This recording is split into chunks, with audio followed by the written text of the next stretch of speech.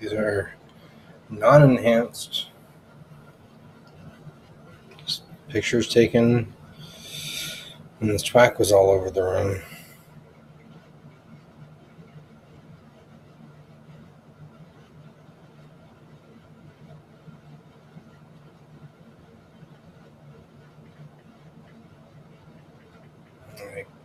This obviously has some sort of illustration quality to it, Maybe, not really be broken down into anything that's you can tell is something, but it definitely isn't camera noise.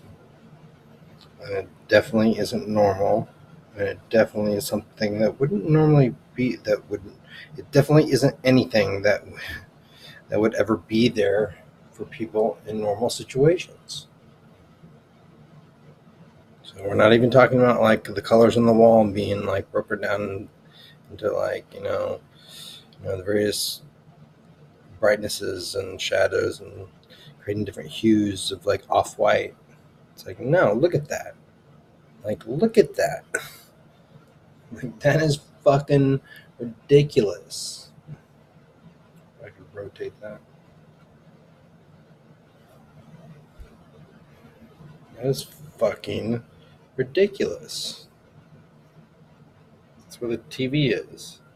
And the desk or the table where the laptop is. It's what the fuck is that? I don't even think the TV was on.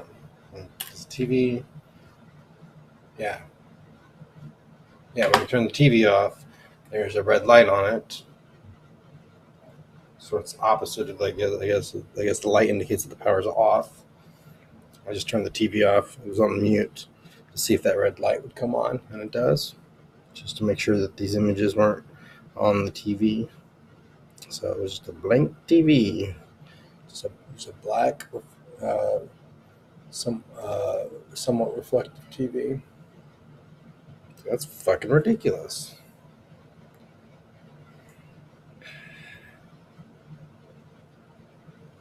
That's fucking ridiculous. That's not camera noise. That's not normal.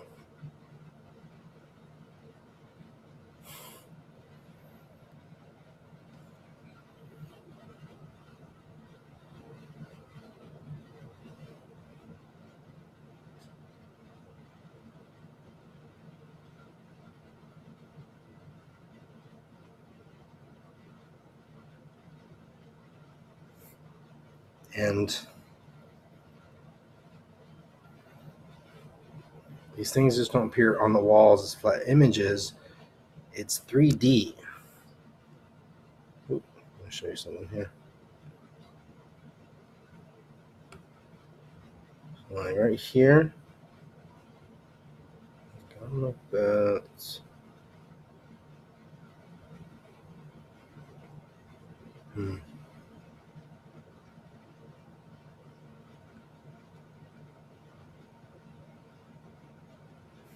Look at that. See a little eye mouth, perhaps?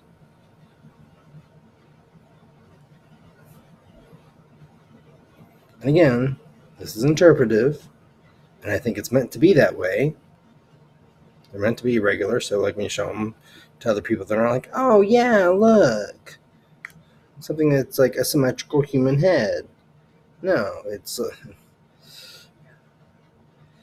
difficult to make out, and it's difficult to reproduce. It's difficult to trace because it's irregularly shaped, and a lot of times it just takes advantage of the brain's ability to match faces and to see eyes and to see faces. There's the very basic, are those a pair of eyes? Is it a single eye? Is it a face? Not necessarily a face I recognize, it's just It's meant to take advantage of that and to catch the eye. And it'll have things in there that look like eyes.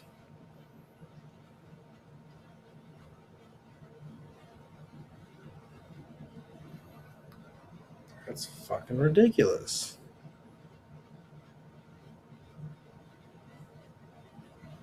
Like in this video, or this image, is a 4K image, I believe. 4032 by 2268. My camera is set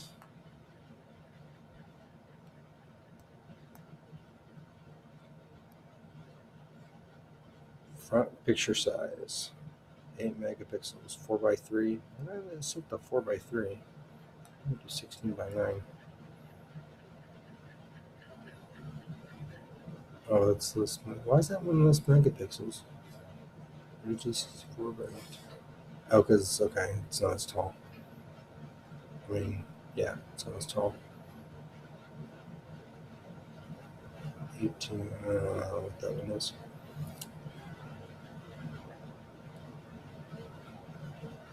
Why doesn't it have a name for it? Like,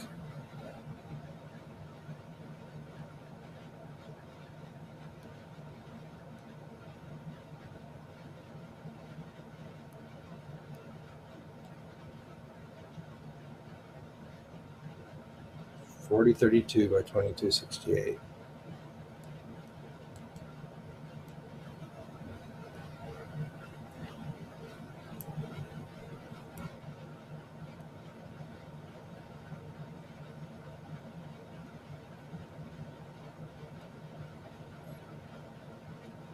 I believe it's a 4K video, but I could be wrong about that. I'm pretty sure it's 4K.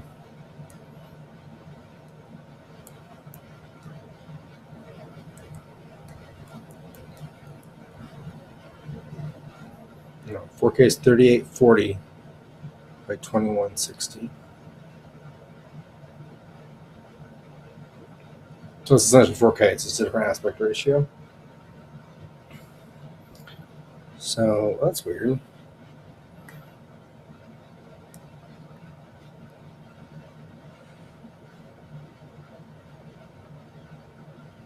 Oh, it's 3840 by 2160 or 4096 by 2160. It's 4 times the pixel resolution or twice the line resolution of 1080p HD, which is 1920 by 1080.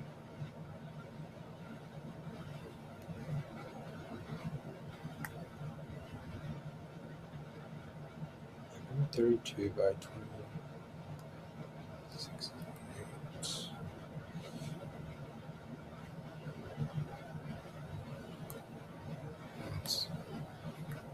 I guess it's just a shape. Because it's a picture instead of a video. I don't know why they don't just do it in some size.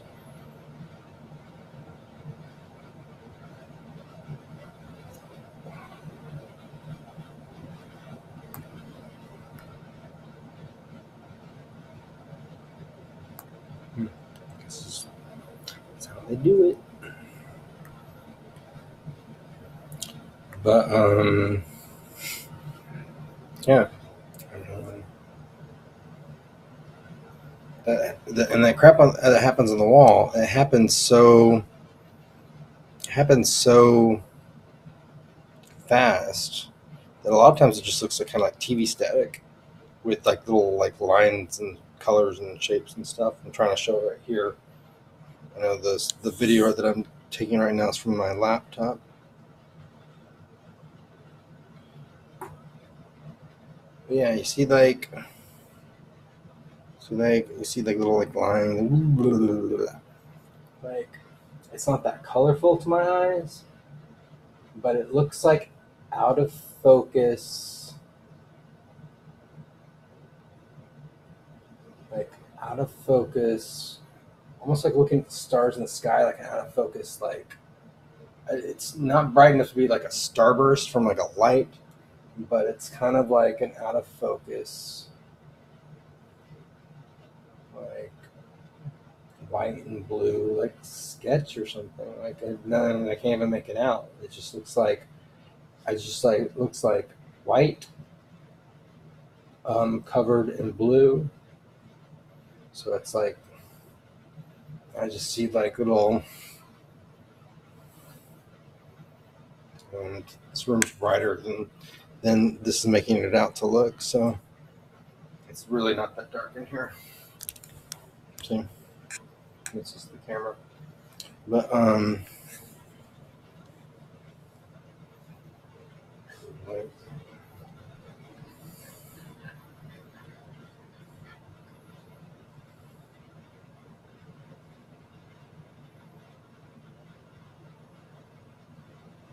oh, so let's show that.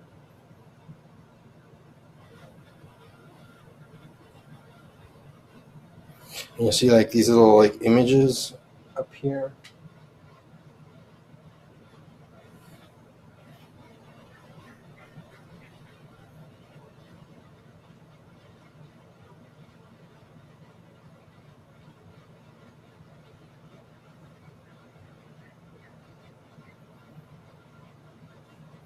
Like that doesn't look blue to me. That looks pretty, it looks like an off-white. And again, the room does not look that dark to my eyes.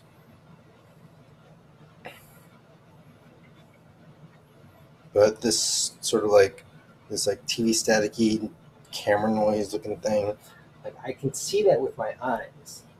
It doesn't look as noisy as it does in this camera, but it definitely, and that's probably because of the darkness.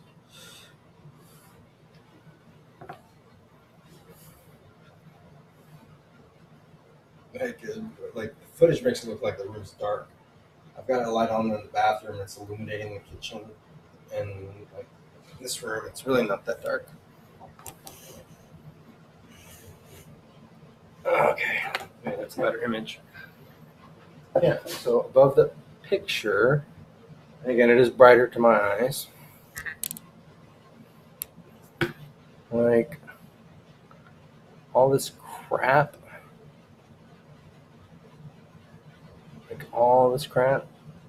Like I can see that with my eyes, and it looks like to my eyes it doesn't like these lines right here. I guess it somewhat represents it in a way. Like it looks like, see right here, it's starting to look like an animated like flip book thing, and I can't make it out, and I can't even tell if that's on the screen.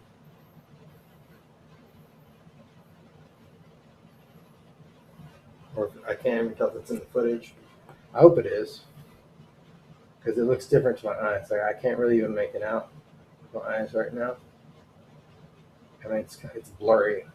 It looks like I've got one contact in and one contact out from my childhood days. I used to wear contacts. And like right above the dresser right now, it looks really dark in the photo. It doesn't look dark to my eyes.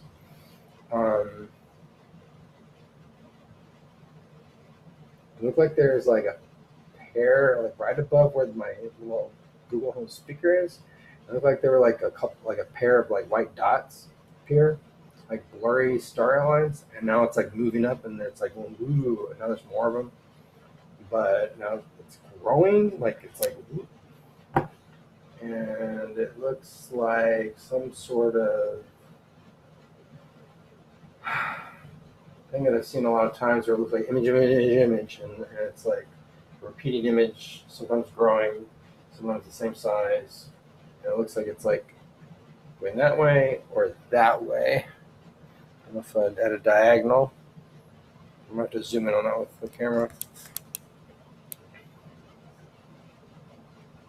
It really doesn't look that dark to my eyes. But this only shoots in 720, which is still they still call that high definition. It's like not full HD, but it's still good quality, and it's darker than I would like it to be. But But I see that crap all over the walls and through the room, like from the walls. You know, it just looks like it's on the walls because the walls are like there. You know, but like sometimes I can do that. I can like, you know, I can.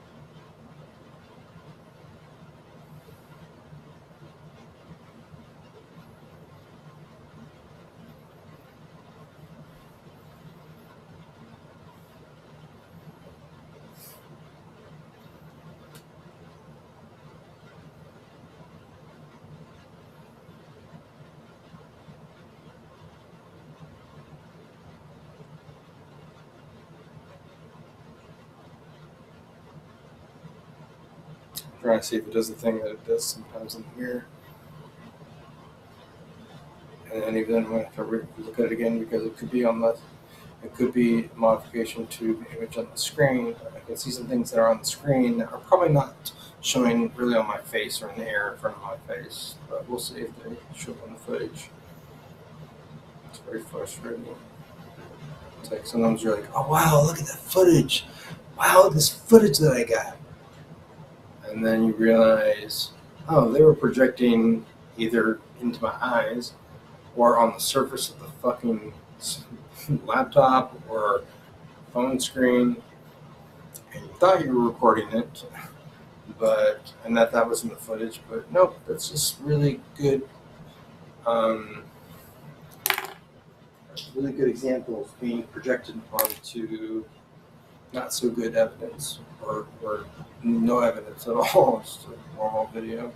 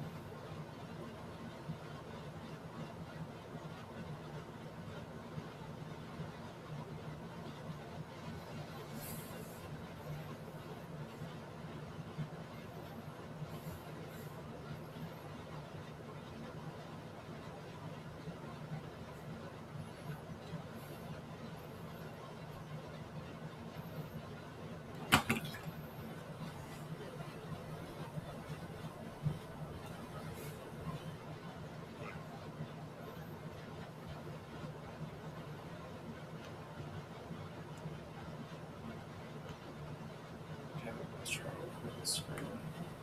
Get your photo on it now.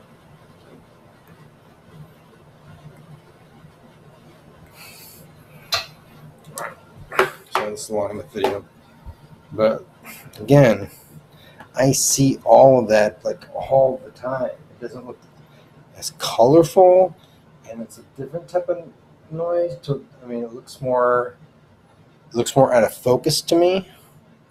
I don't see these in like. Sometimes I see like those blue white lines like on the walls, but then like sometimes it just looks like I've got one contact in and one contact out, or it's like the walls look fuzzy. There's like a fuzzy squiggly motion to it.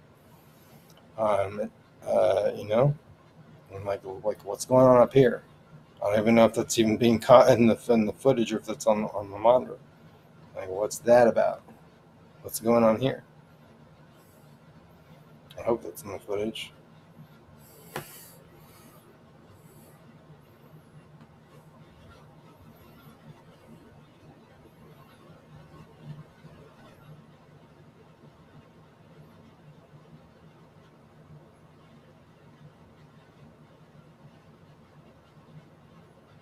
Now here's that repeated image again. I don't know if it's in the actual footage or it's on the surface of my monitor.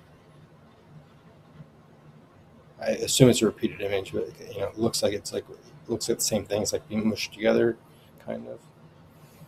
And it looks like an animation to me. It looks like an animated illustration. And all that. Like, I don't even know if that's in the footage, if that's on the surface of my monitor. And my phone's filled up, so I can't take an example of it, but tons of other examples on there. Like, I, possibly. Or like, a hand squeezing down on like a single eye. Oh, it's a single eye. Ha ha ha ha ha ha ha. And it changes. I have no idea if this is actually caught in the goddamn footage. Delete it.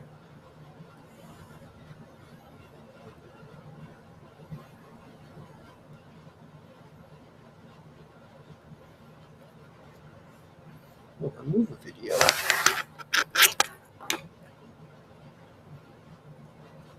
While I'm still recording this really long video.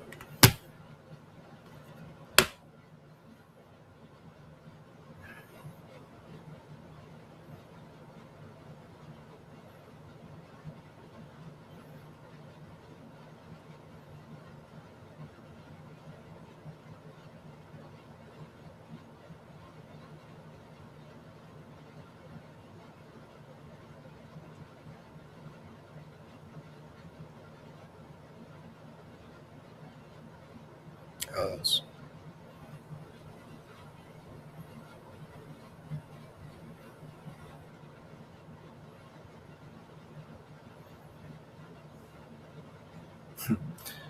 take a minute.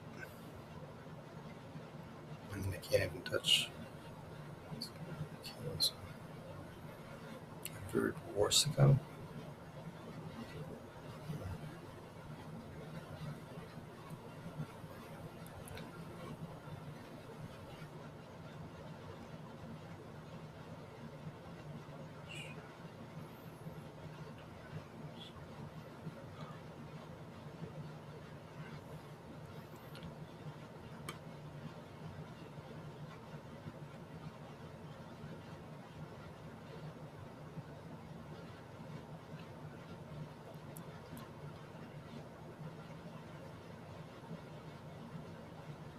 It's unbelievable that right now the schizophrenic radio station, as I nickname it,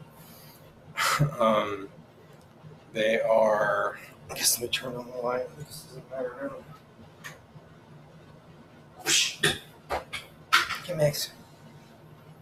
They are pretending to be amicable, and like they're using my dad's voice a lot, and they are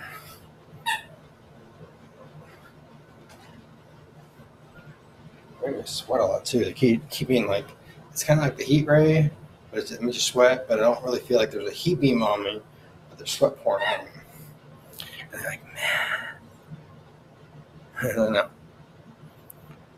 Like, see, look at that. But also the AC is having a hard time keeping warm. It's actually kind of nicer outside because there's like got wind to it. They're pretending to be somewhat amicable. They're still hurting me. They're hurting my left foot a lot right now because this one's being electrocuted and almost crushed at the same time. Mainly around the big toe area. My knee, I kept fucking with earlier. I'm not hobbling around anymore. I can actually walk and run. But my knee, I don't want to bump the phone and lose the hard disk or lose the. Like, there's my regular knee. There's the one that they made swell up like a blister, and it's still.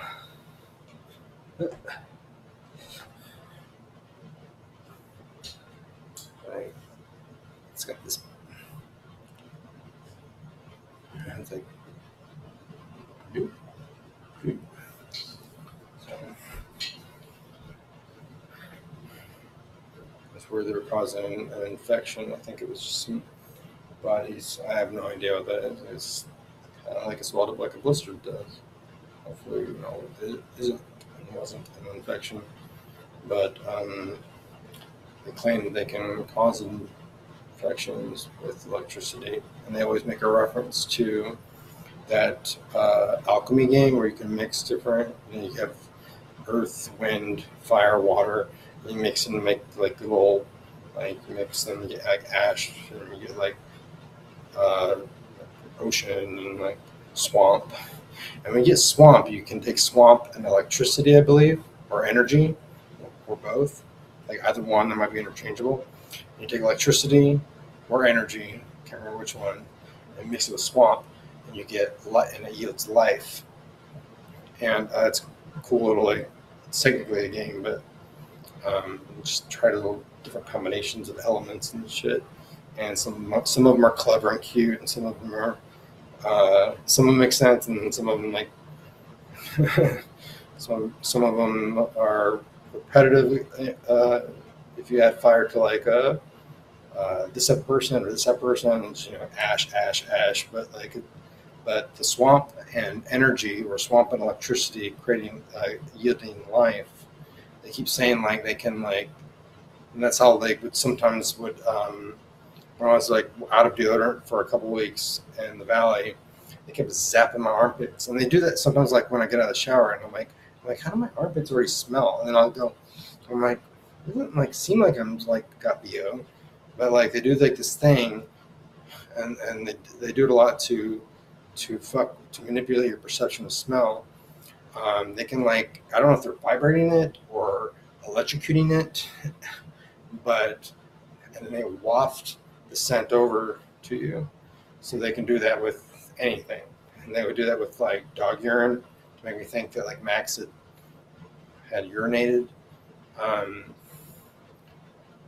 a particular place, or maybe he had, and they were like doing that to amplify it, or to make him pee on someplace. Maybe they're amplifying another dog's pee that was in the house.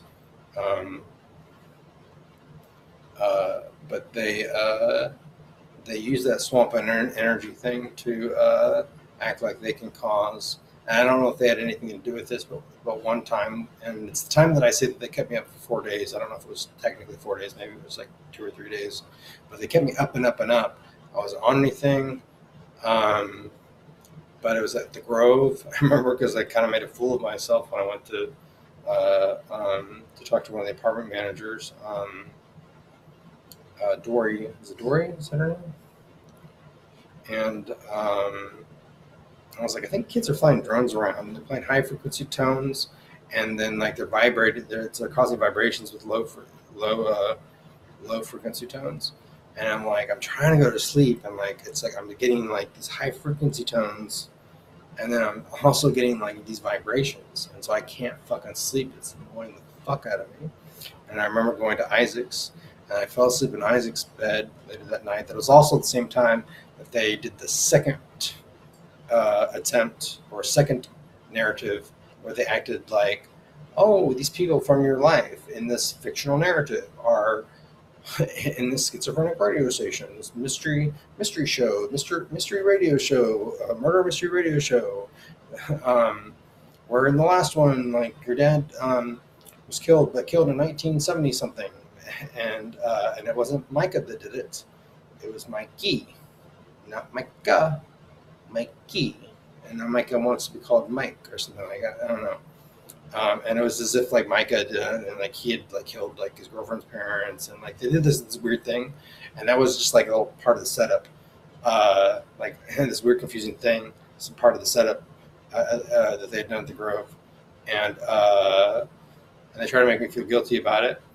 Like I thought my head had set my dad for something, and I was like, it's like it's a slightly hypnotic, fictional, trance narrative thing, and you think it's partly real. I thought there were people at my apartment, but there weren't. I kept like going to open the door, and that's when I was separated from Max.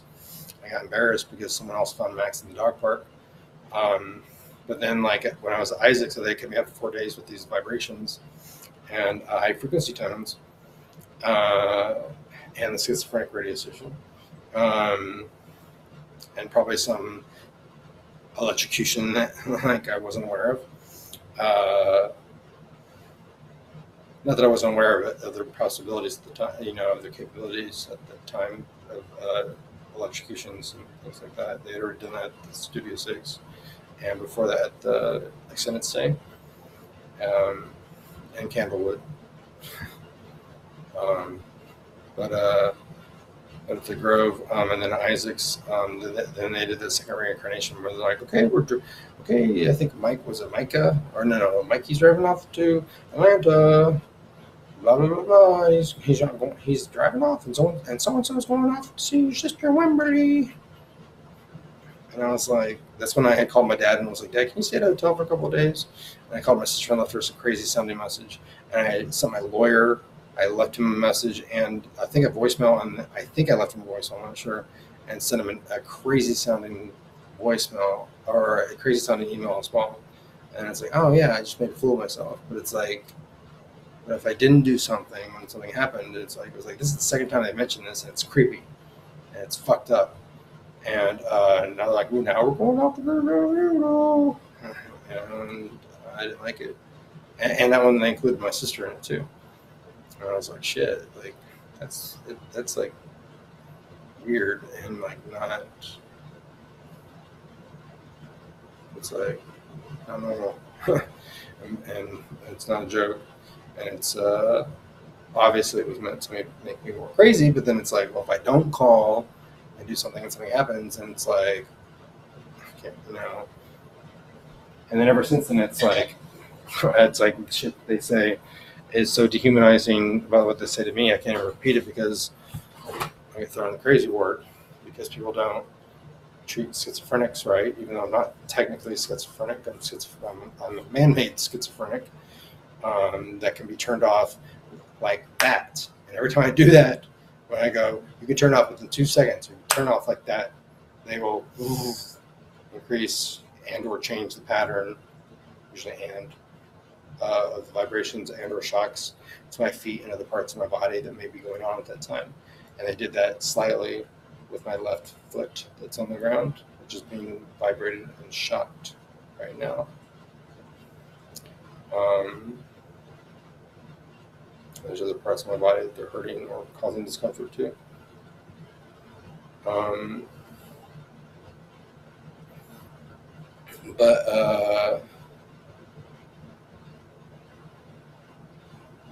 what was I about to say about the schizophrenic radio station? Where did I get this piece of? I guess it's a piece of glitter. No, really, it's like a circle. It's almost like it looks like a piece of computer circuit board almost, but it's not. I don't work on any of this. It's underground, maybe. This little.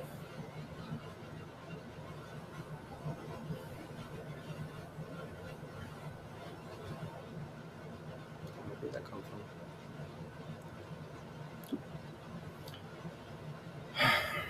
Oh, it's already bright.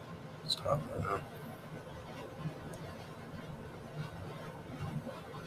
It's a journal entry too at the same time, and a pain entry, and a projections entry, and animate, and a subcategory of animations. Okay, so I moved those off. Turn this off.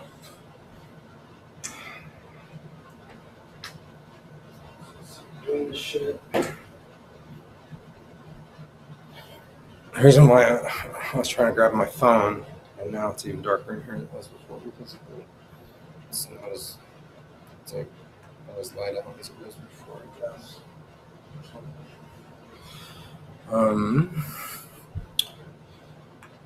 Is because I was seeing something in the footage, and I was like, I don't technically know that that's in the footage.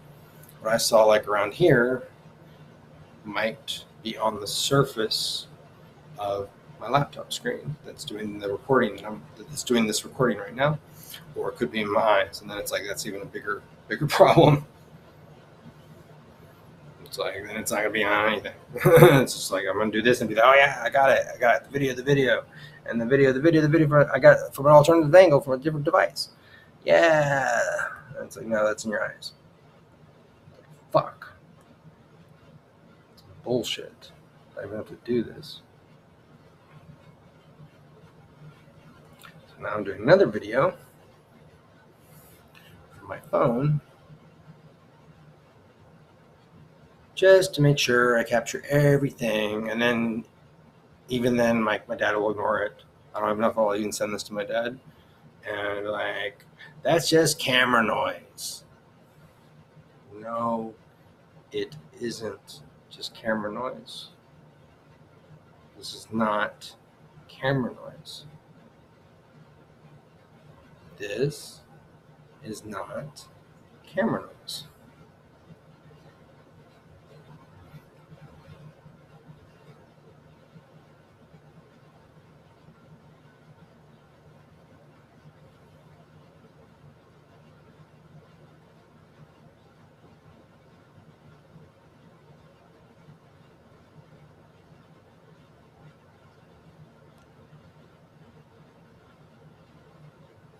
That doesn't look cartoonish. And see, that looks like like an animation to me. Like it looks cartoonish. And because there's all this overlap, it's like hard to make out. Almost, you know.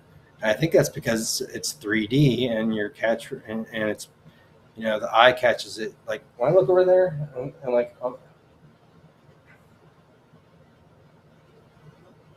it is not. Eyes don't capture it quite like that at all. It's blurrier, and it's like I can see less detail, a lot less detail. That's not always the case. Okay, let me see. Where am I? Like above the picture, I'm seeing.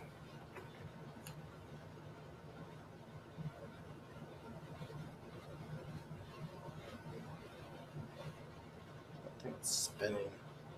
No, it's the. It looks like a smoke detector, but it's not. There's a smoke detector there, but the thing closer to the photo is just a place where there used to be some sort of like overhead light or something. It's just a cover.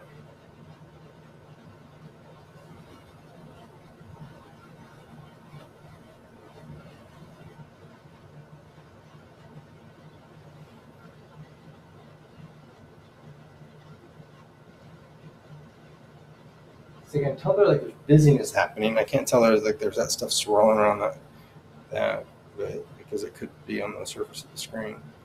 But like,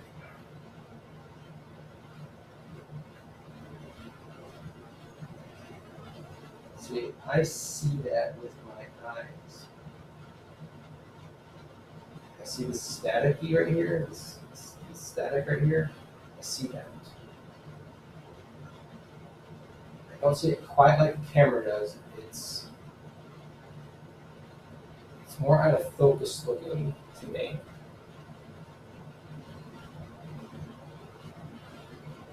This thing right here,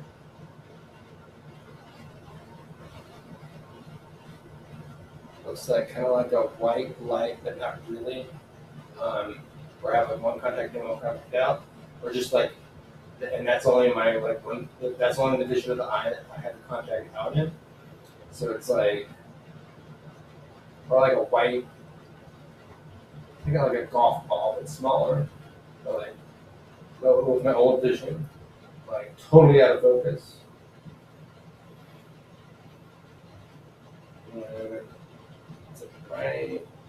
Looks like there's like a white corner, like right in the corner of my wrist, or something. It's odd looking eye. Almost looks like there's a spotlight on it, but it doesn't look like light. It looks like it's just like painted white or something. It looks weird. It doesn't zoom up very well.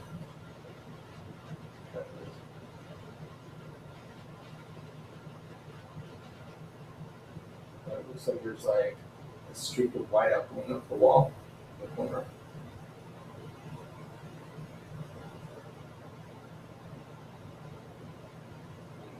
I'll show that much of the footage. Kind of doesn't open right there at the bottom. It kind of spreads out a little bit.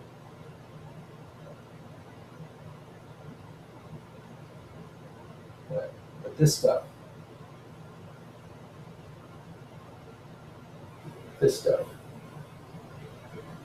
doesn't look as colorful to me, or as quite as noticeable to me. It's more out of focus, or it's more blurred, and like I do see like these little pops.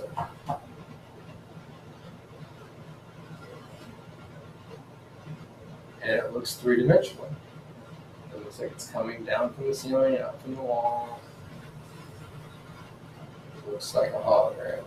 Like the stuff over the dresser does not look like it's flat on the wall. It looks like it's over the dresser and possibly even beyond the front of the dresser. Right there.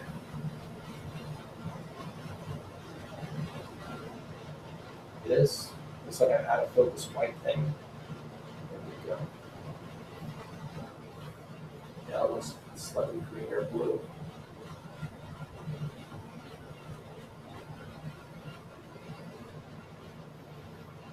If I get closer,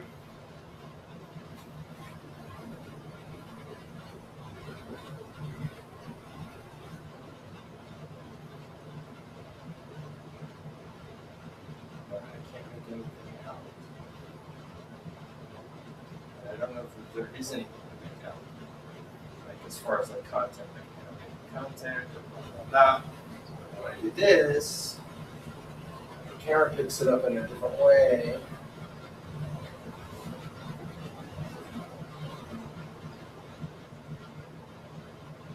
Like I see it's like blurry. It's just like, almost going to tell if there's like nonsense there. It doesn't look as detailed. It's noisier in the camera. More detailed in the camera and more colorful. Simpson is known for having more saturated colors.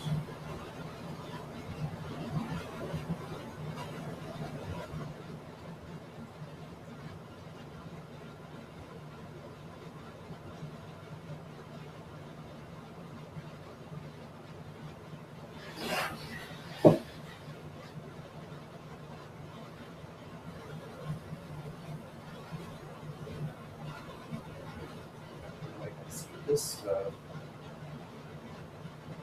I don't really see like this yellow and green thing. It kind of looks like an animation to me, like not necessarily anything in particular.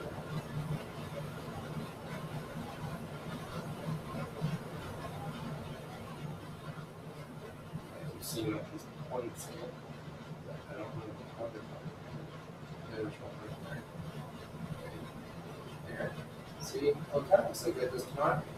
That's the out of focus spot of light. Just a little piece of paper. White or slightly tinted green or I saw it. See, we got the blue. Looks like a spark over here. Sometimes when I see those when I'm walking around or when I was in jail, sometimes I don't see those. Or we just like that. It's like, did you see like a big guy? Did you see like that? I was like, I assumed that they were beaming something into like the back of my retinas or something. I'm not sure if they were something that anyone else would have seen had they been able to see this. It's interesting with the camera. So I can't make this out, and it looks like an animated illustration of like just a lot of busy bullshit. And a lot of times these like if you zoom out, it's like a video mosaic. It's like a moving the illustration of something that is something like there's even a bigger thing. It's made of it makes up a bigger thing that's not busy.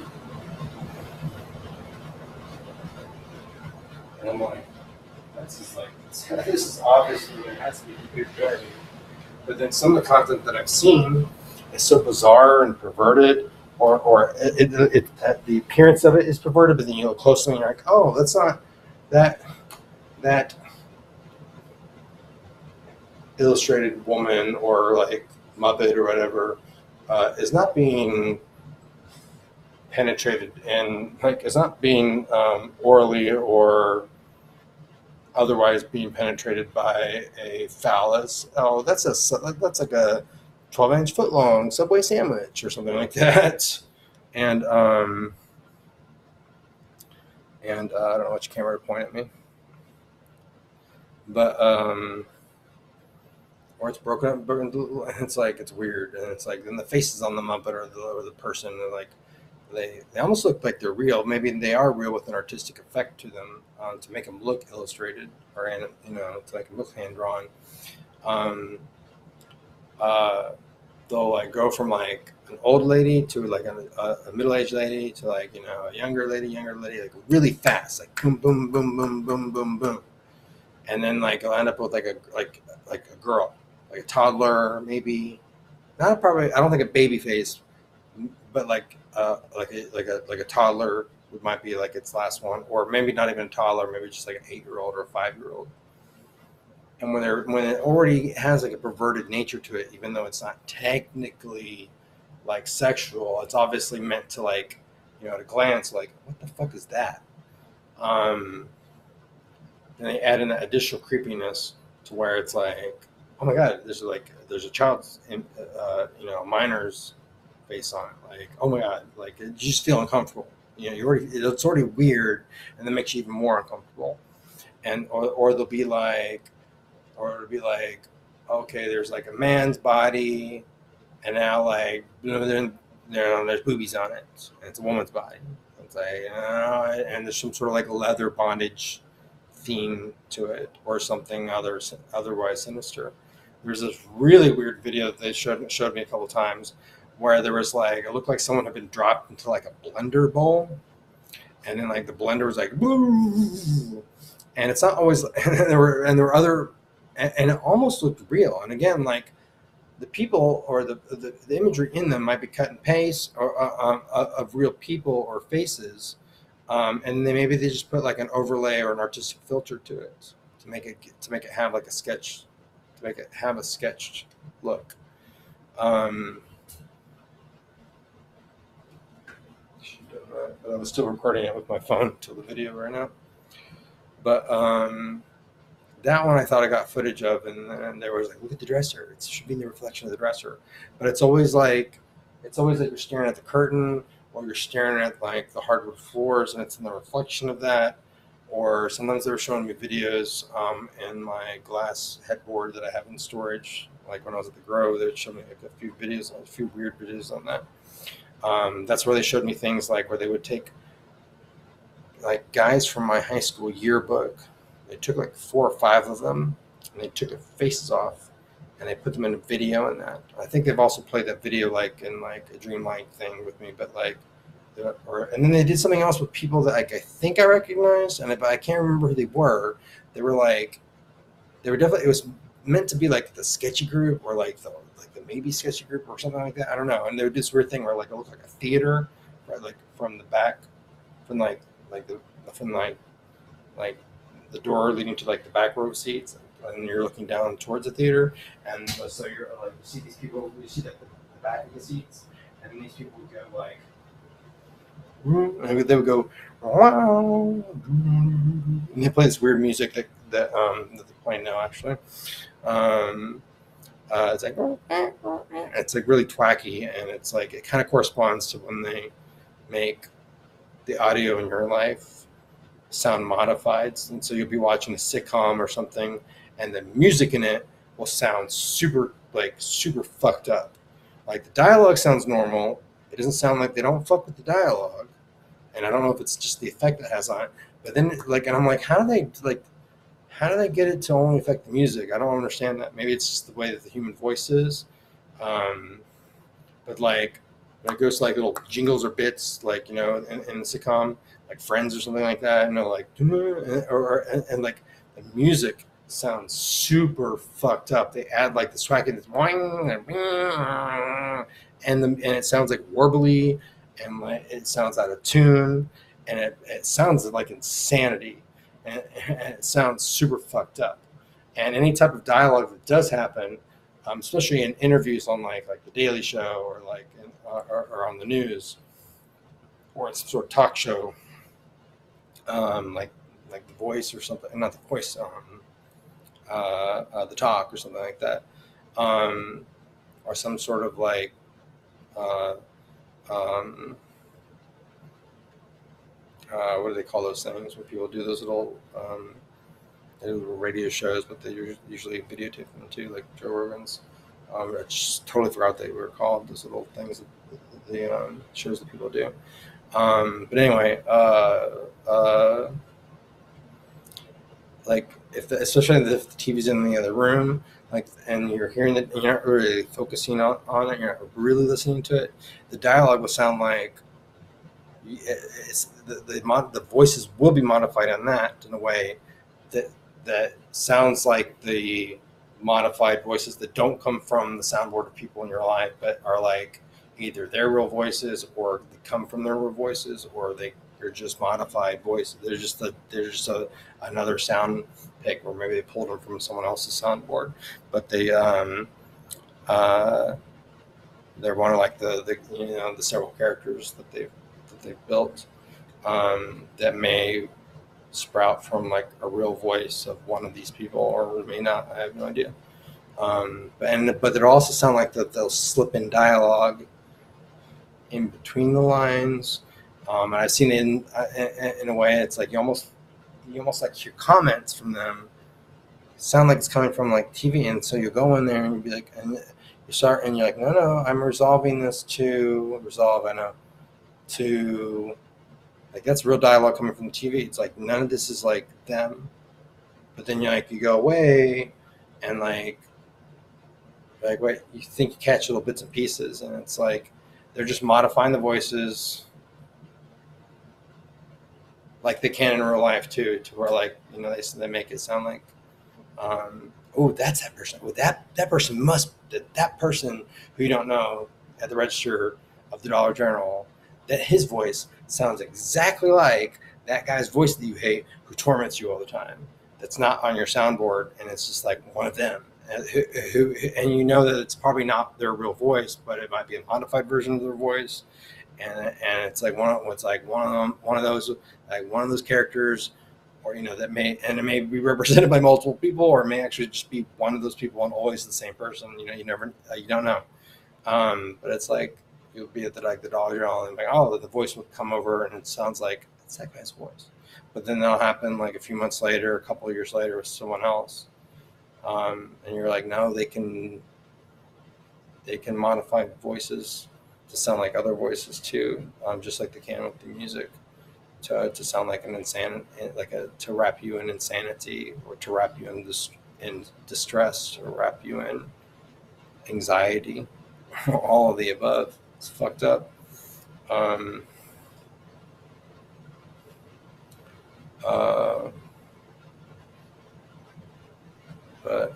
almost an hour long video.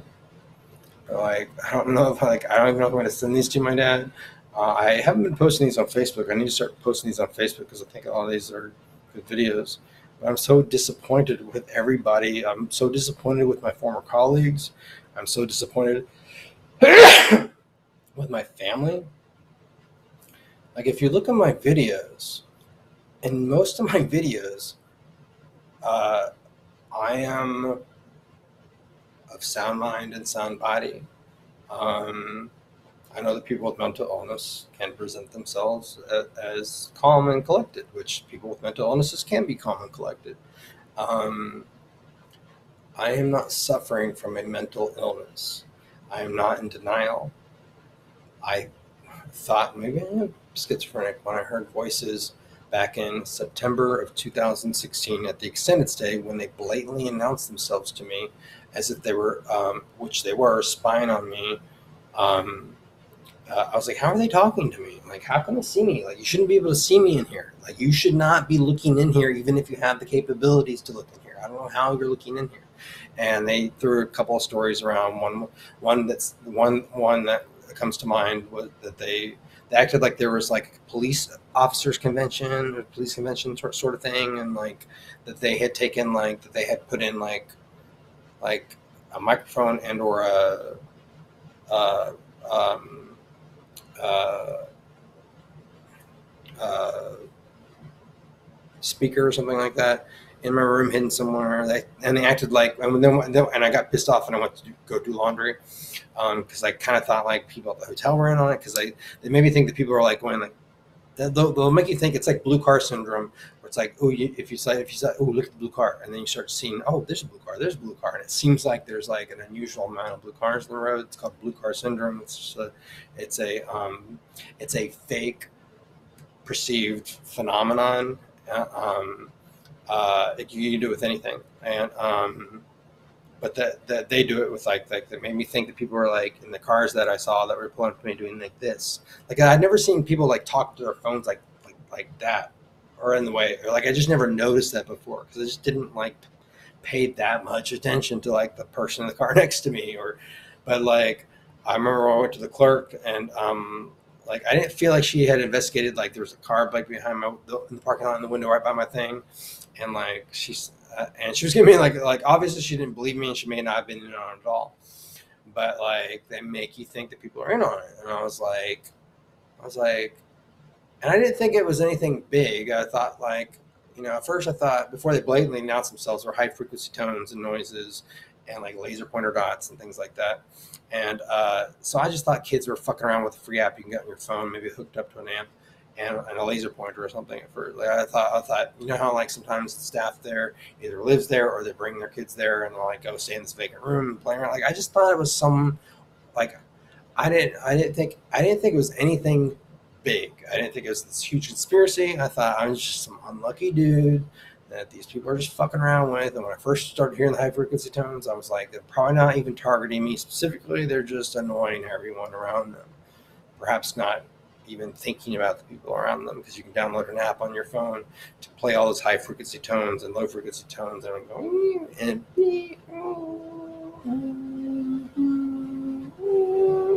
and like I don't have it on my phone anymore. I downloaded one and I used to use it to pretend like I thought I was combating them with it. And I was like, I don't even know if I was or not. But like noise canceling headphones. But then they blatantly announce themselves to me, and it's like, am I going schizophrenic? Like I'm having conversations with people, like these annoying people, like that are spying on me, and like that shouldn't be able to see me in my hotel room. They're watching me, like get out of the shower naked or jerk off or whatever, and it's like it's an invasion of privacy. And you're like, some girls like going, oh my god, he's completely naked, and I'm like, you shouldn't be able to see that I'm naked in here. I'm like, there's no way that a human being can see in here without special equipment that local law enforcement usually has, and military and government, and but I'm like, how are they like how like I was like, how? And I would go to like the edge of the parking lot and sat down and have cigarettes, and it would be like a smart ass with them, and I was like trying to. It's like you're having a conversation with bullies or something. Yeah, that was gross. String snot hanging from my nose. But I was like, maybe I want schizophrenic. But I was like, these conversations sound pretty real. But then I'm like, well, I've never been schizophrenic before, so I don't really know the range of schizophrenic voices and how real or how not real they sound. I don't know if they're always whispers or thoughts or very audible. These sounded like very audible people, and I think it's much more audible than they haven't really been that audible in a long time. They've been, I mean, I don't know. It's hard to explain. I mean, it was very audible. It was, I felt like I sort of felt like I had headphones on and was listening to it, but like it wasn't loud in here. It was just like I could just hear them. I could hear this girl's voice, and I heard this guy's voice, and I'm like, huh. And people in my house before I lost my house, like George, my best friend, heard me talking behind his back, which I don't do, and I didn't do. I wouldn't do that. I had nothing bad to say about him. And then on the day that he left, he had like, several times pulled me aside. And it started off with sadness, and then like after several times it led to anger. It was like, I heard what you said. I heard what you said, and I was like, I'm not talking to anyone. Like, I wasn't. No one said anything about you. And then like the last day, he was like our roommate. He said that they're being loud in the room, and so I couldn't tell that they're being loud. But I'm like, well, maybe it's louder to him, because of the way, I was like, they do share. I mean, they share a wall. I share a wall, but most of that wall's on my closet side. So I was like, maybe they are being loud. So, and it's more noticeable to George from the closer. I don't know. So I was like, I sent them to the garage, and I sat in the room in like silence. And then I got a text from George from the other bedroom, like after I'd already sent them down, and several minutes just sitting there in silence. And then he's like, oh, ha, ha, ha, like I heard you or something like that. Very funny. And I'm like, I was just like, no one's like, I can't remember if I responded to that. I think I responded to that. I think I said like, there's nobody in here. Like, there was one person there, but they were just typing on the computer silently. I was like, there's no, I can't remember. I think I responded to them. I may not have. I think I did. I think I said like, I'm sitting on the couch in the bedroom. Nobody is talking. Everybody went to the garage, except maybe Chris typing on the computer. But I'm like, it's quiet in here. I'm in the room. And he left that night in a crazy fit with his boyfriend Frank. And like since then on Facebook, when we got in touch with him again, like a year ago, or over a year ago, and then like just now because I'm staying in a hotel, the In-Town Suites, which is right just a few blocks from the HEB where Frank works, and I totally forgot about that.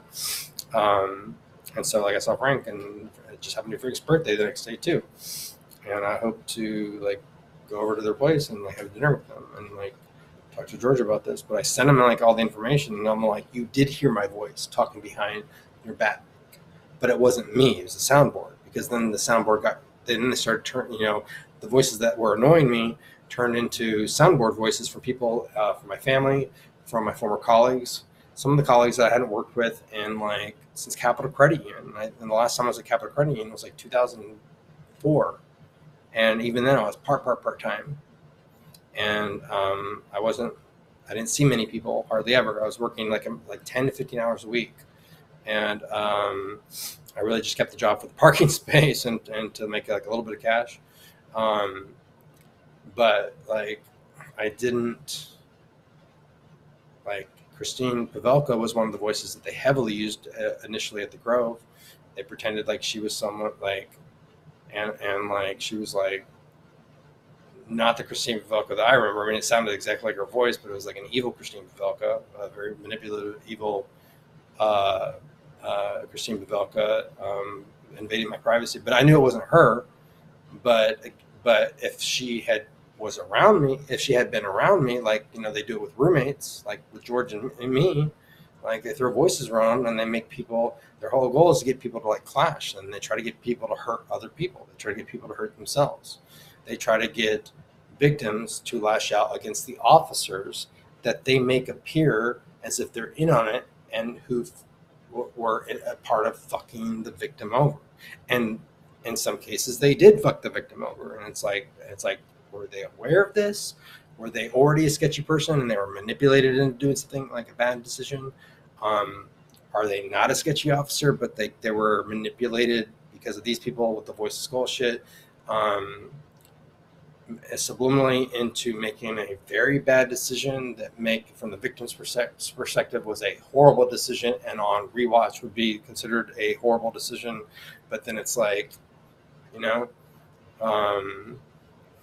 it's like, is that an excuse? Like, I mean, like, you didn't interview me, you didn't ask me any questions. I voluntarily said I wasn't trying to hurt myself or anybody else. My landlord took a hammer to the door and had the door handle taken off, and like, maybe you should look into that. There's a hole there's two holes in the door now, where the door handle was and where he took a hammer to the door. And like, I'm sitting there in my bed quietly with my dog, who actually just ran under the bed when the hammer hit the door, and like you're ripping me out of bed, putting me in handcuffs, and taking me to a hospital to be forcibly sedated. And then some doctor on the last day who I'd never seen, I think, on the prior days, when I was like, yeah, my 72 hours are about to be up. And like all I was doing there was just watching TV and eating. And I didn't have my dog with me. I was pissed off about that. I told him that he's my registered emotional support animal. And then like this one lady, like just out of the blue, it's like, no, I'm going to get a court order. I'm going to judge assign something to hold you for like, hold you for another week or something like that. And I was like why? Why is she so angry? Like, what is the deal? I'm not thinking about hurting myself or anybody else. I shouldn't even be here. I don't know why I'm here. The officer performed none of the officers asked me any questions at all. Like the first set of officers that left, finding that there was nothing for them to do. Because you shouldn't call the police when a roommate's being loud. And I wasn't even being that loud, but they probably made me appear to be that loud. Or Alan was eavesdropping at my door, and then like blah blah blah, and then he blasted Bluetooth speaker, like blasting music outside my door, which I would have left on if I had known that he had done that. But I thought Tim had left it on for some weird reason, and I didn't think Alan had. I mean, Tim's door is right next to mine, so I was like, Tim, I don't know. I thought Tim was maybe doing that to like buffer. I don't know.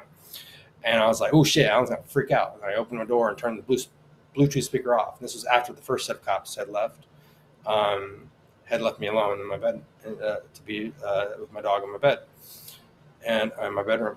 And I was very quiet. And I was like, I turned off and I moved this Bluetooth speaker next to Tim's door. And Alan, the owner / landlord, / roommate, is way on the other side of the house. I mean, it's not that far away. It's a 3-bedroom house, 1 story. But it's on the opposite end of the house, and he comes running across that. So he had spitefully like put that, and I was not being that loud, nowhere near that loud. I wasn't even being loud. Like there's no way he could have heard me from his bedroom. There's no way he could have heard me from the living room. He could have only heard me if he was standing outside my door. But they can amplify sound, and so they could have taken audio from me, either live or from the past, or made up from from soundboard or from a soundboard, and amplified it over there. And that may have been partially what made him freak out. But I wasn't talking in a suicidal way.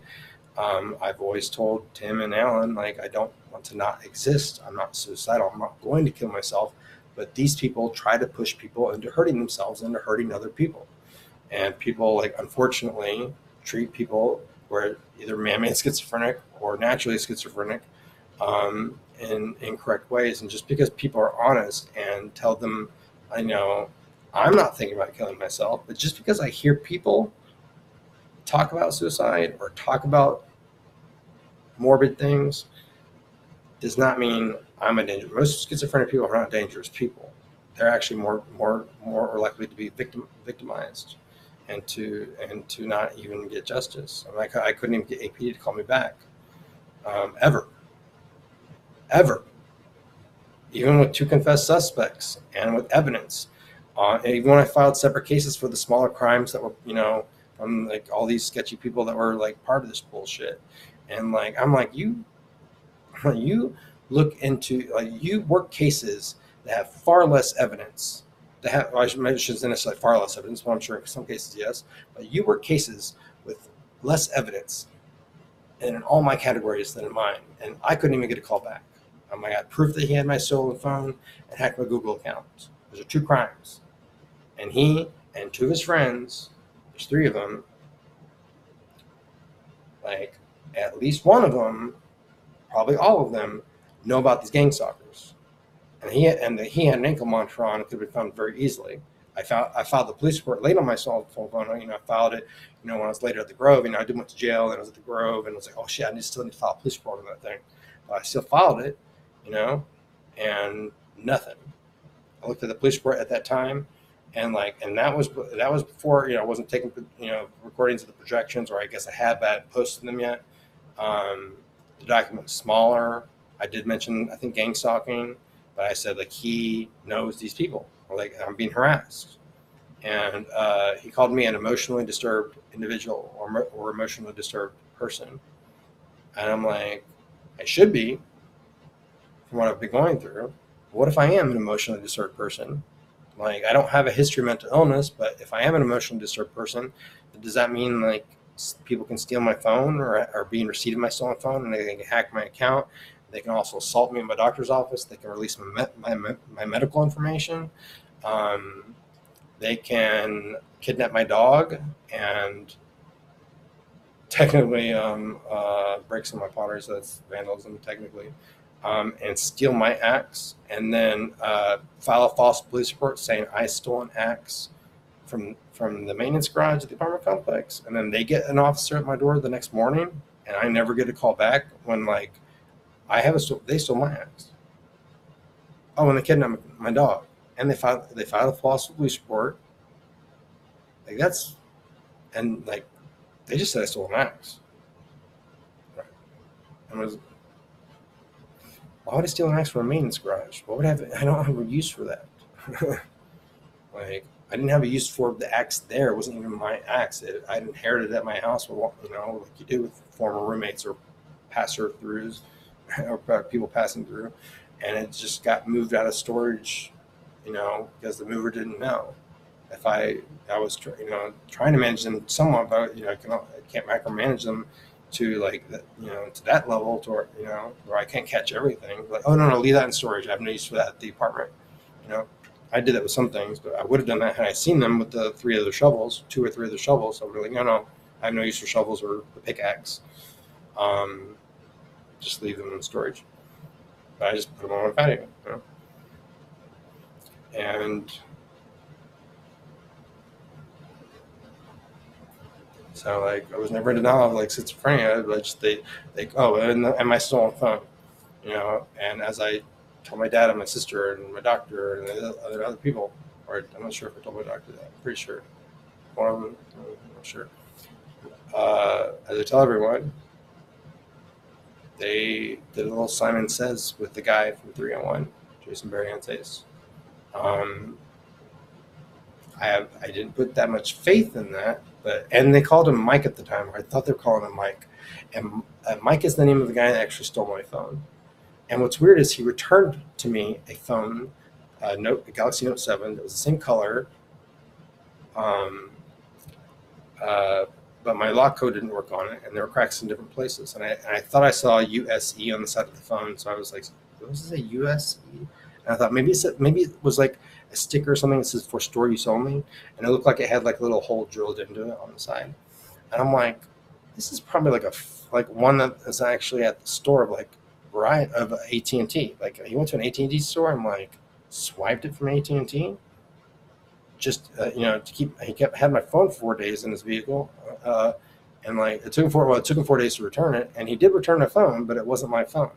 And that was during the Note 7 recall, so I just gave him that phone, and I got an S7 Edge, and I did a find your phone tool, and lo and behold, my phone was moving around the Studio 6, and it was inside or right outside 301, or in the room above. And in my history of my Google account, an email address was put in as my recovery email address. And Dad, it's so important. Like, I could not have known that. I would not have ever have guessed the guy, even in a paranoid schizophrenic state. If I had been given like 1,000 guesses, I might have probably listed every single hotel, room number at the hotel. I might have been like that guy, maybe, as one of my 1,000 guesses that I get to like see who has my phone. But like the guy who stole my phone returned to me a similar phone, the same model phone. It just wasn't my phone. It didn't have the videos that I've been taking on it. I think it had a video of it from the extended stay where I was looking up at the ceiling, and then and it looked like there was blue electricity going across, like blue waves of like going across the ceiling. And I don't know if the camera picked up or not, but that was one of the times I was like, oh. I got other footage from the extended stay where it's like, where I didn't realize actually, I actually started to notice projections there. but not blatantly aware of them. You know, I was like something's up. But then like that was like, psh, I was like, oh, that's cool. I don't know, like, how is that happening? That's not normal. I didn't really. I'm like, well, I can't remember when that happened in the series of like them blatantly announcing themselves to me, and then they started doing these things. Hey, remember that? Remember when you thought like the neighbors coming over to your house and like gone to your attic because like you came home and like they were ooh and they couldn't get downstairs. And they ran up in the attic. Remember that thought that went through your head like one or two nights that like you didn't like you didn't think too much of it. You heard a noise up there, but then like that little story went through your head and you're like, and you didn't tell anyone about it because it's stupid. And you're like, why would I even like? It's weird. They even thought that.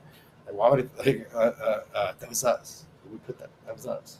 Hey, remember that time that you were like in the mirror and you thought your teeth were like that, and then you thought you scratched and then you're in your car sitting looking in the rearview mirror, and you're like twacking out your tooth, like OCD on your fucking teeth. That was us. And it's like I started recognizing a pattern of like, oh shit. And oh my God, George did hear my voice, but it wasn't me. And it's like, God damn, it's so hot in here. AC is not keeping up. And they might have the heat lamp on me.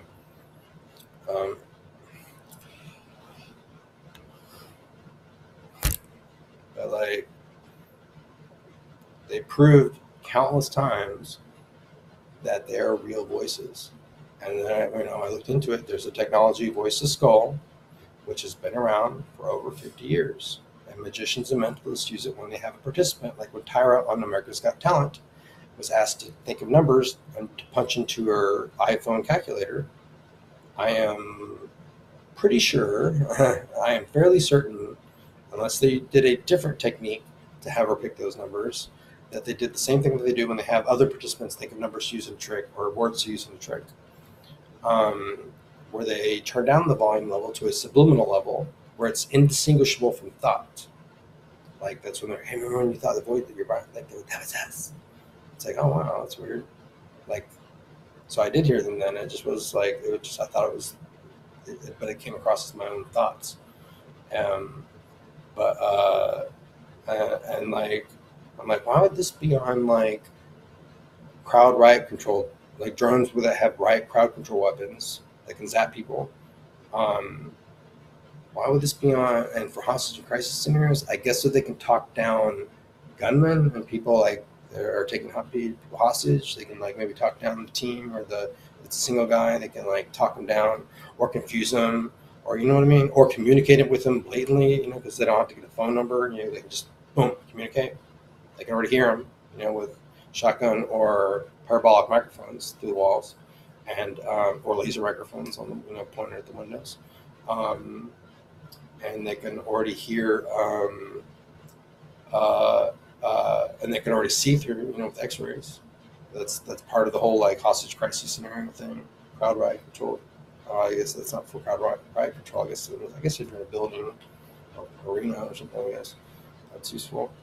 But I'm like, why was VoiceToSkull thing prepared with this shit? And I guess it's to like maybe to talk down. Or they just, but they're going around town. Like I keep meeting person after person, and it's more likely, and they're picking on the homeless, the mentally ill, and the people using drugs. And I wasn't in any of those categories except occasionally I recreationally use drugs. I mean, I was like a pothead for a year and a half, and they were in my life. I'm pretty sure they were in my life. I'm pretty sure they were in my life going back, because like I got vertigo one time and almost passed out against the wall at one of those Homo house hop things where you go around these different like houses and you go to the backyard and you all drink or smoke pot and then you go and then like there's bicyclists and the people walking, and like at the second or third house, like I almost passed out with like vertigo, and like the only thing I could attribute, and I'd only smoked like a little bit of pot by then, and the only thing that I could attributed to, because I'd never passed out in my entire life. I'd never like fainted. I'd never like, it was weird. And I'm fairly certain that was them. Is another point of this stupid music. They score my whole life, and it's not their score, but sometimes they modify scores and stuff. And tie one score to the other and morph it to the other, like mash it up. But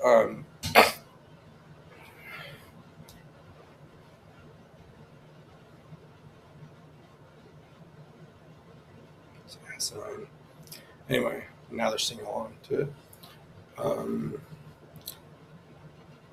But what was I talking? What was I saying about VoiceToSkull?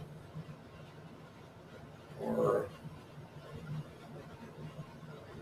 I totally forgot where my train of thought was. The Vertigo.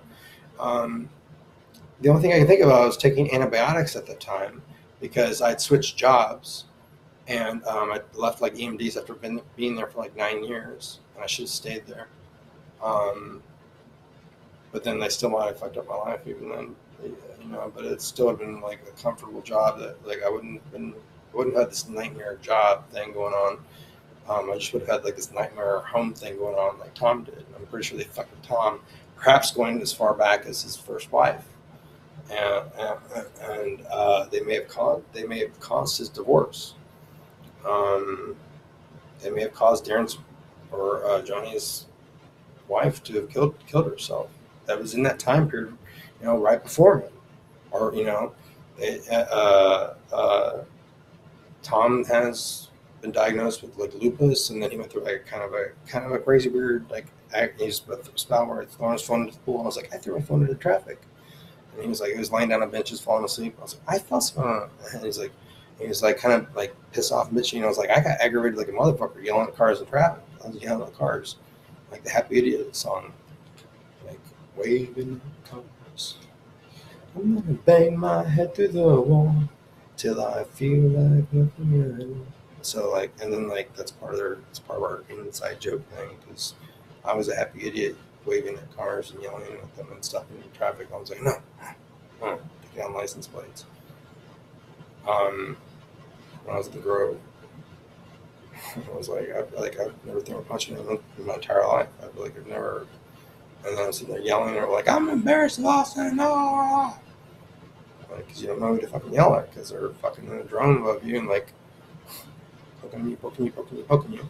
And people in Gangstalking videos that think it's that person, I guarantee you that most of the time it is not those people. I mean, it could be different in other cities and it could be different with other type of Gangstalkers.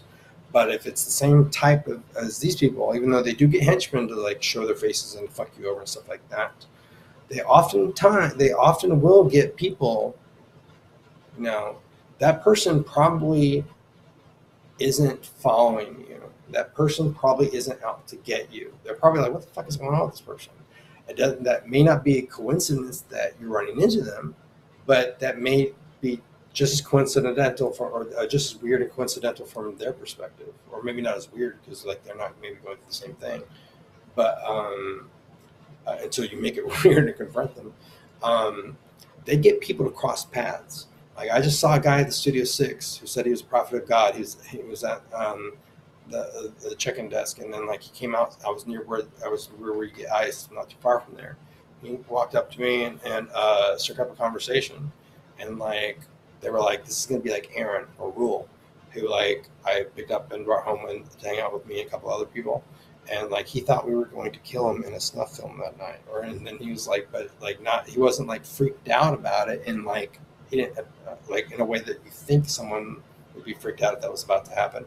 And then the guy that from like a week ago at the Motel 6, he thought he was going to die that night or within 24 hours, and he had been at peace with it. He was fine with it, and like he had been in jail, and there were like special numbers and things and coincidences, and like God told him to come over and talk to me. He said, and I was like, dude, I'm not trying to doubt your faith or say anything about it.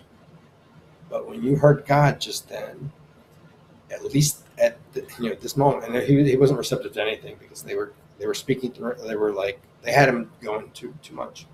I was like, that was a human being pretending to be God speaking through you, just like a girl that was staying next door to me, who admitted to being schizophrenic, but she was like the voices in the past couple weeks have been different. And then she also said that she also felt like her butthole was being pulled inside out or being penetrated. and she was having accidents or near misses, like shitting her pants, or like almost shitting her pants, or just like a little bit, or like almost, and felt like someone, like her butthole was being penetrated or being pulled inside out. And I'm like, I hadn't talked about any of the shit that I'd gone through. I was just outside smoking, and I was very surprised that she shared such personal details with me. And I was like, "You're being gangstalked." I'm like, "You're being attacked by a direct energy weapon that has been refined so much that they can shock your butthole that way, and they can control. They can make you not be able to go to the bathroom, number one or number two, or they can make you go number one or number two, or make you feel like you have to go number one or number two." And I'm like, they've done that to me too. They just did it to me like yesterday. Like they're like zap, like a little poo comes out. And oh shit! I hope that's not like hitting my underwear. Right? I hope they don't keep doing that. It's like you have no control over it. I was like, you can try to hold that tight, it's tight. Boom. And it doesn't even feel like that much of a shock or anything. It just feels like it's being pushed out or pulled out. But like a couple months ago when I was in the valley, like they were attacking my butthole in a way that wasn't like a big powerful shock. I mean, it was shocking, but it felt like it felt like there was like a beam coming down from the sky, and like it was going out my butthole. And like whenever they would hit it, I'd be like, boom. It's one of those types of attacks that like it is painful, but like more than painful, it's, oh my God, that's not supposed to happen. And I don't know what will happen if I just sat there and take it. I think something very, very bad and irreversible, or possibly requiring surgery that might be the type of surgery that would mean like I might be incontinent for the rest of my life, or like that, or just surgery that I wouldn't want, because I don't want my body fucked with. And I remember wadding up not a paper towel, a wet towel, and like in like a dome cone shaped thing, and like literally like sitting on it or pushing against my asshole, because they were still shocking my asshole. I could still feel the shocks around like the perimeter of my asshole, or like an inch away perhaps. I don't know where the edge of the towel was, where it wasn't quite covering. And like they gave me hemorrhoids like that. I don't normally get hemorrhoids. Like I've had them in the past. You know, like one guy poured poppers on my butt once, or someone did in a sexual situation, and I don't know if it was intentional or not, but they did it twice in a row. And I stupidly did not rinse it off. I wiped it off with a towel, and it didn't burn immediately. But then, like later, I was like, "Ouch, ouch, ouch, ouch." So I don't even know if it was technically hemorrhoids. It might have been more like, I think it was hemorrhoids, but I didn't take a picture. I don't think I took a picture of it at the time. I had someone else look at it. That was already kind of down there. But like I hardly ever get them. And at the most, whenever I do get them, I don't even know if technically it's that. It's like oh, it's just like one little like bubble, and it's like it doesn't even hurt, and I've never would. And it's like I'm just kind of like, and it's another bit. Push that back in there. Like, yeah, maybe that should be. And I don't even know if that's something you should do. I don't know if that makes it any better, but it makes me feel a little better.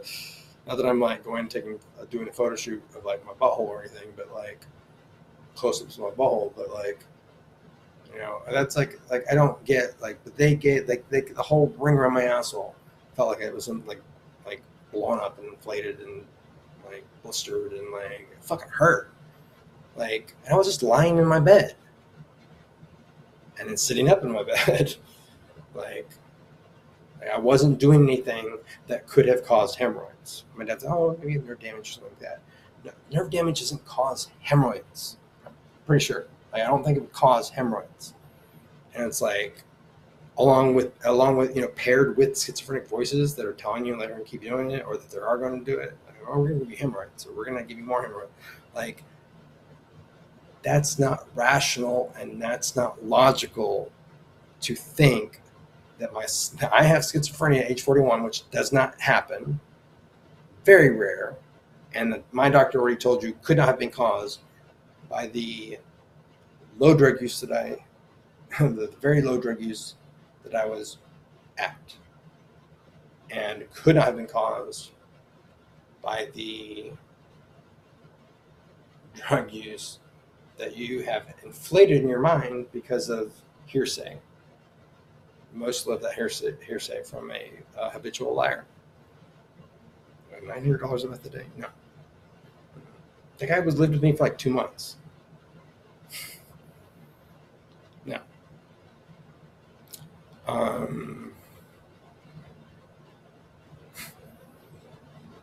No.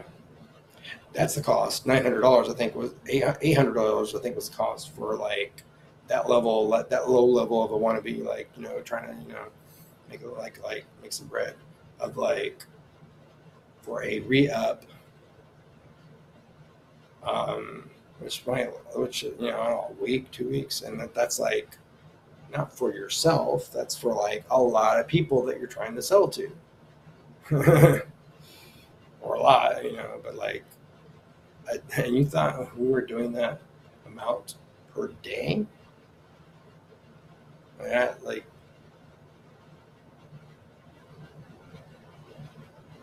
I didn't even have any money. Like that, like, I did, but I didn't. But like, I didn't like I was not, it wasn't around the clock and every single day for 3 years. No, you have a total incorrect view of my drug use. Total. And like, I've never had any negative reaction to any of the drugs that I've taken. It's always made me either happier, hungrier, hornier, hoppier, like in like situations. Yeah, I used meth more than I wanted to. I used it in a way that wasn't recreational or wanted to be recreational, but then like there. And it's like, at least it kept me from like going out and yelling at like the trees or wanting to like kill someone, but you can't because you don't know who they are, The whole like, are you thinking about hurting yourself or somebody else? Like that, like are you thinking about hurting somebody else? Like that question shouldn't be asked of assault victims and people that have been like raped or assaulted or like, because like, what are you supposed to say? No, why I'm not like, because I'm kind of like, no, like I just want someone else to deal with that. I want someone else to hurt them, that I don't have to hire or put any effort into, like someone is, it's like a relative or a friend. Not that I have any of those anymore, but like, it's like a friend or like a person that just, if this was a documentary and just read the facts in the paper or like watched the documentary, and it's like just a person that didn't even know the victim would want to hurt someone who assaulted someone probably. And in this case, oh my God. So like, I'm sure they put that in there because it's come up in previous conversations between us. And now we're at an hour and 34 minutes. But like, it's not rational logical to think that I have these schizophrenic voices that have premonitions and that give me sight beyond sight into information that I don't even have in my brain, even as a paranoid, delusional worry or thought. They tell me information that's not in my brain that I don't find out about usually until very soon. They describe things and people that aren't within my field of vision, or they tell me things that are about to happen. Like they told me I was going to run into Micah in jail, and I got moved and like Micah there. So like, that's not just, and I know that they can technically subliminally get people to pick numbers and stuff like that, but like, more than likely they have a connection to Travis County Sheriff's Department because they're probably made up of Travis County Sheriff's Department and Austin Police Department or government or the company that makes these things. At a minimum, they're aided by them. In some cases, like they're probably like, I'm sure I didn't encounter that many badly behaving cops that know nothing about these people that are going around fucking with people. But if you bring up the term gang stalking or this bullshit in the homeless community, and the people that are living in motels and hotels, because like when they look into the homeless, like I'm sure they are so undercounting these homeless people. There are homeless like camps and like places with people that are all over the city that are homeless. And like I'm technically kind of homeless. I mean, like I was sleeping in the airport like for a day or two when I went to Boston to flee this bullshit. And then like when I came back and I had to, I didn't feel like going to get another hotel for like when my flight was going to be the next morning. I was like, oh, we'll just do the airport thing. The food's more expensive, but like whatever. But like these people in these motels and hotels and extended stays and like they're hotel hopping or they're staying here and some of them are working and some of them are hustling and some of them are, not, and like they're in and out, or there's some of them are more stable. Like those people are on the verge of homelessness. Like you can't really call that a home. Like some of them, some of them have kitchens or kitchenettes, like this one, but like the Wood Spring, and I'm at the in town suites, and there's extended stay, but Motel 6. I mean, like a lot of those people are like they'll be homeless one day and then Motel 6 the next, or they'll like, or they're on the verge of it, and it's like those people need to be counted too as part of like the homeless or like the almost homeless, because it's like there's not much of a difference. Yeah, I mean it's much better to be like, that, but like the people that are homeless behind over there, I mean they were eating like Domino's pizza and having cheesy breadsticks and stuff. Like I can afford that. Like they're eating better than me, or eating more expensive than me. Well, I have a roof over my head. So there's there's almost no difference in some cases. It's just like as far as like whether is the demographic. I mean, like a lot of times there's they go back and forth between those places, and or they stay with people in those places. They try to hook up with them or hang out with them. Oh, okay, can I crash here? It's okay,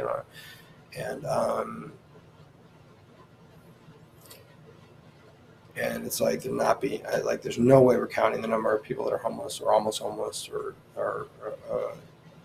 and we're not and they're going around fucking with them and with these projections and shit. Like sometimes these people see demons out there, and like it's hard to know whether or not that was mental illness or not, because some of them are already mentally ill. A lot of them are already mentally ill. But that schizophrenic lady that told me about her butthole being penetrated and being pulled inside out by like a goat, by like nothing. And I'm like, oh my God, you're going through a gangstalking thing. Like you're describing something that I don't think can be attributed to any sort of disease or anything. And I experienced the same sensations and whatever over the past couple months, and in the past, but like that was something that they've been focusing on or took me through. I could definitely feel like you're being fucked too, almost. I mean, they can definitely give you a penetrating sensation, and they can shock your butthole. And they can make your butthole and your butt crack be itchy. They can make their vibrations and shocks can be itchy. And I had eczema, and I hardly have any evidence that I have eczema anymore. It's almost completely gone. I just put lotion on from time to time, especially in the wintertime. But they've made so many different parts of my body itch, and I know that they've made Max have excessive ear itching because he didn't have fleas or anything, and then they would make my ear have excessive ear itching around the same time, and it just sucks. And I know that they zap him sometimes. To what degree, I don't know. It drives me. It hurts me so much to know like they torture him too. When I'm in the bed and they're torturing me and they're making me uncomfortable and zapping me and stuff, he'll be in the bed doing the same thing, and he's not doing it because I'm rolling around. He's like, if they've got like a beam or two, going, because it goes through walls and everything. So like they'll get a beam going like right through, like right horizontally, like to the mattress, like one way, either down your spine to your lower back. So your lower back will fucking hurt, and in the middle of your back will hurt. Um, um, or they'll get it going this way, sideways. Maybe multiple. Maybe they'll vibrate it. Maybe it'll feel like you're sleeping on like a hard bar, or like one that's vibrating, or that's shocking your muscles. Like, and I normally like to sleep like on my stomach, sort of. It's almost like I sleep at like half on my side and half facing forward. I like to and it's usually cuddle a pillow with Max on it, or a pillow with Max on it. Usually, but like it's so hot here, it's like but but like every time I flipped over to like my stomach, 'cause especially when my knee was hurting, like they would start zapping my back. Like I'm like my back wasn't being zapped, and they would comment on it most of the time too. I'm like I'm not having schizophrenic voices naturally talk about like that coordinate with like attacks, you know, with shocks to my with like with a fibromyalgia. And again, Tom was finally diagnosed with fibromyalgia, and he may not have that. It's like, and I didn't, and it's like we won't like if this shit doesn't get caught out soon, we'll never know. And like coordinating with fibromyalgia, like that seem like attacks, and that I can block with my that I can block, and I have like what 200 videos at least on YouTube documenting the fact that I can, and countless more times that I've done that like without recording it, and have witnesses that have felt them that went on record with Travis County Sheriff's Department along with me and another victim who finally met with us, who would never meet with me because he thought I was a crazy person, even though all my grievances that I had filed had nothing to do with mental illness. All I was describing was the pain. I did describe one time seeing like a laser, like a tracer or something, and and then I also described when I was sitting in my bed, my balls felt like they were being crushed or racked, and I looked down, and on my crotch, in my jail suit, in my gel sweatpants or whatever, or pants, I saw what looked like a red laser pointer dot, and then it vanished really quickly. And then I hovered my hand over my crotch, and this wasn't the first time that I had blocked or these sensations before, or the first time that they had ever attacked my crotch. And then my hand felt like it was being crushed, and the pain had subsided from my balls because I was blocking the attack with my hand. And sometimes they move the attack around to where it's like impossible, sometimes when they try to zap my crotch instead of in a crushing way, where they're doing it like in a shocking / stimulating way, or oozing sensation ways, or stimulating, or almost feel like you need to pee sort of way. Like they were doing so much in the valley. Like I just was going to sleep every night with like, with at least like a hand cupped, in my crotch or between my thighs, like, and that was still not 100% protecting myself because they'll find another way. And but in jail they were usually like always, it wasn't like they were moving around very much. They were attacking me here, and my grievance, I would be like, I'm motioning for the camera so that you can pull the footage to like look at the sanity check as I am describing it. I am standing at the entrance to my cell, an open cell with four beds. And I feel like there's something coming here, jabbing me at 3:00 if my Adam's apple is 12:00. Now I'm turning 180 degrees. Now I feel it at 9:00. I'm like, that seems to like indicate there's something from like that whole 3D space pointing at my neck. It feels like someone's jabbing their thumb into it with this like electrical jolt to it. And like I would describe things like that. I would be like, and I'm covering it, and I don't feel it, and like, or I'm blocking it with my hand, and it's like nothing.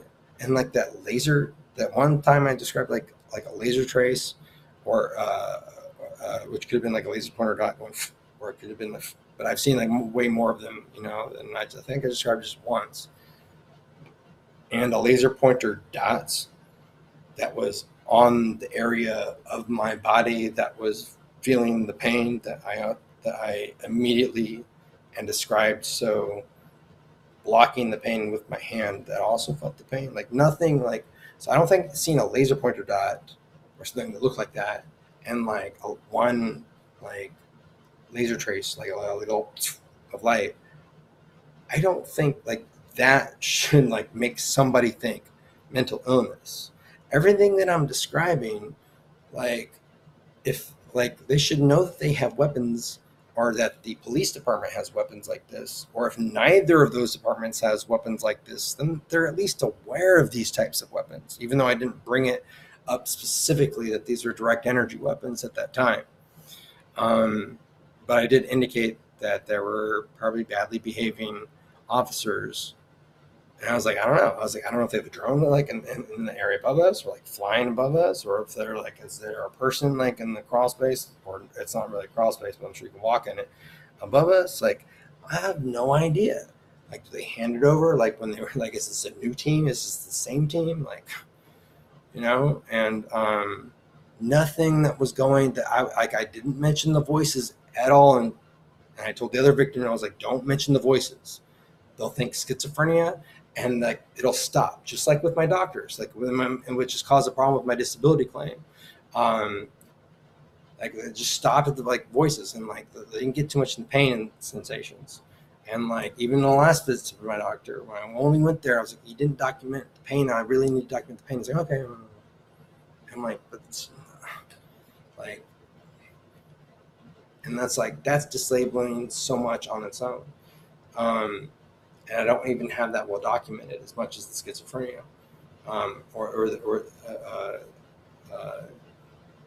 because I even have hospitalizations for that. But they denied my disability because there were a few times where like meth showed up in my pee, which they never did the numbers for. So it's like there's always the question of, did that cause the incident? No. Oh, no, we just believe them. I'm like, you can get the actual numbers from that. You can probably get other levels of things in my brain to see if when the last time, like how long I've been like awake.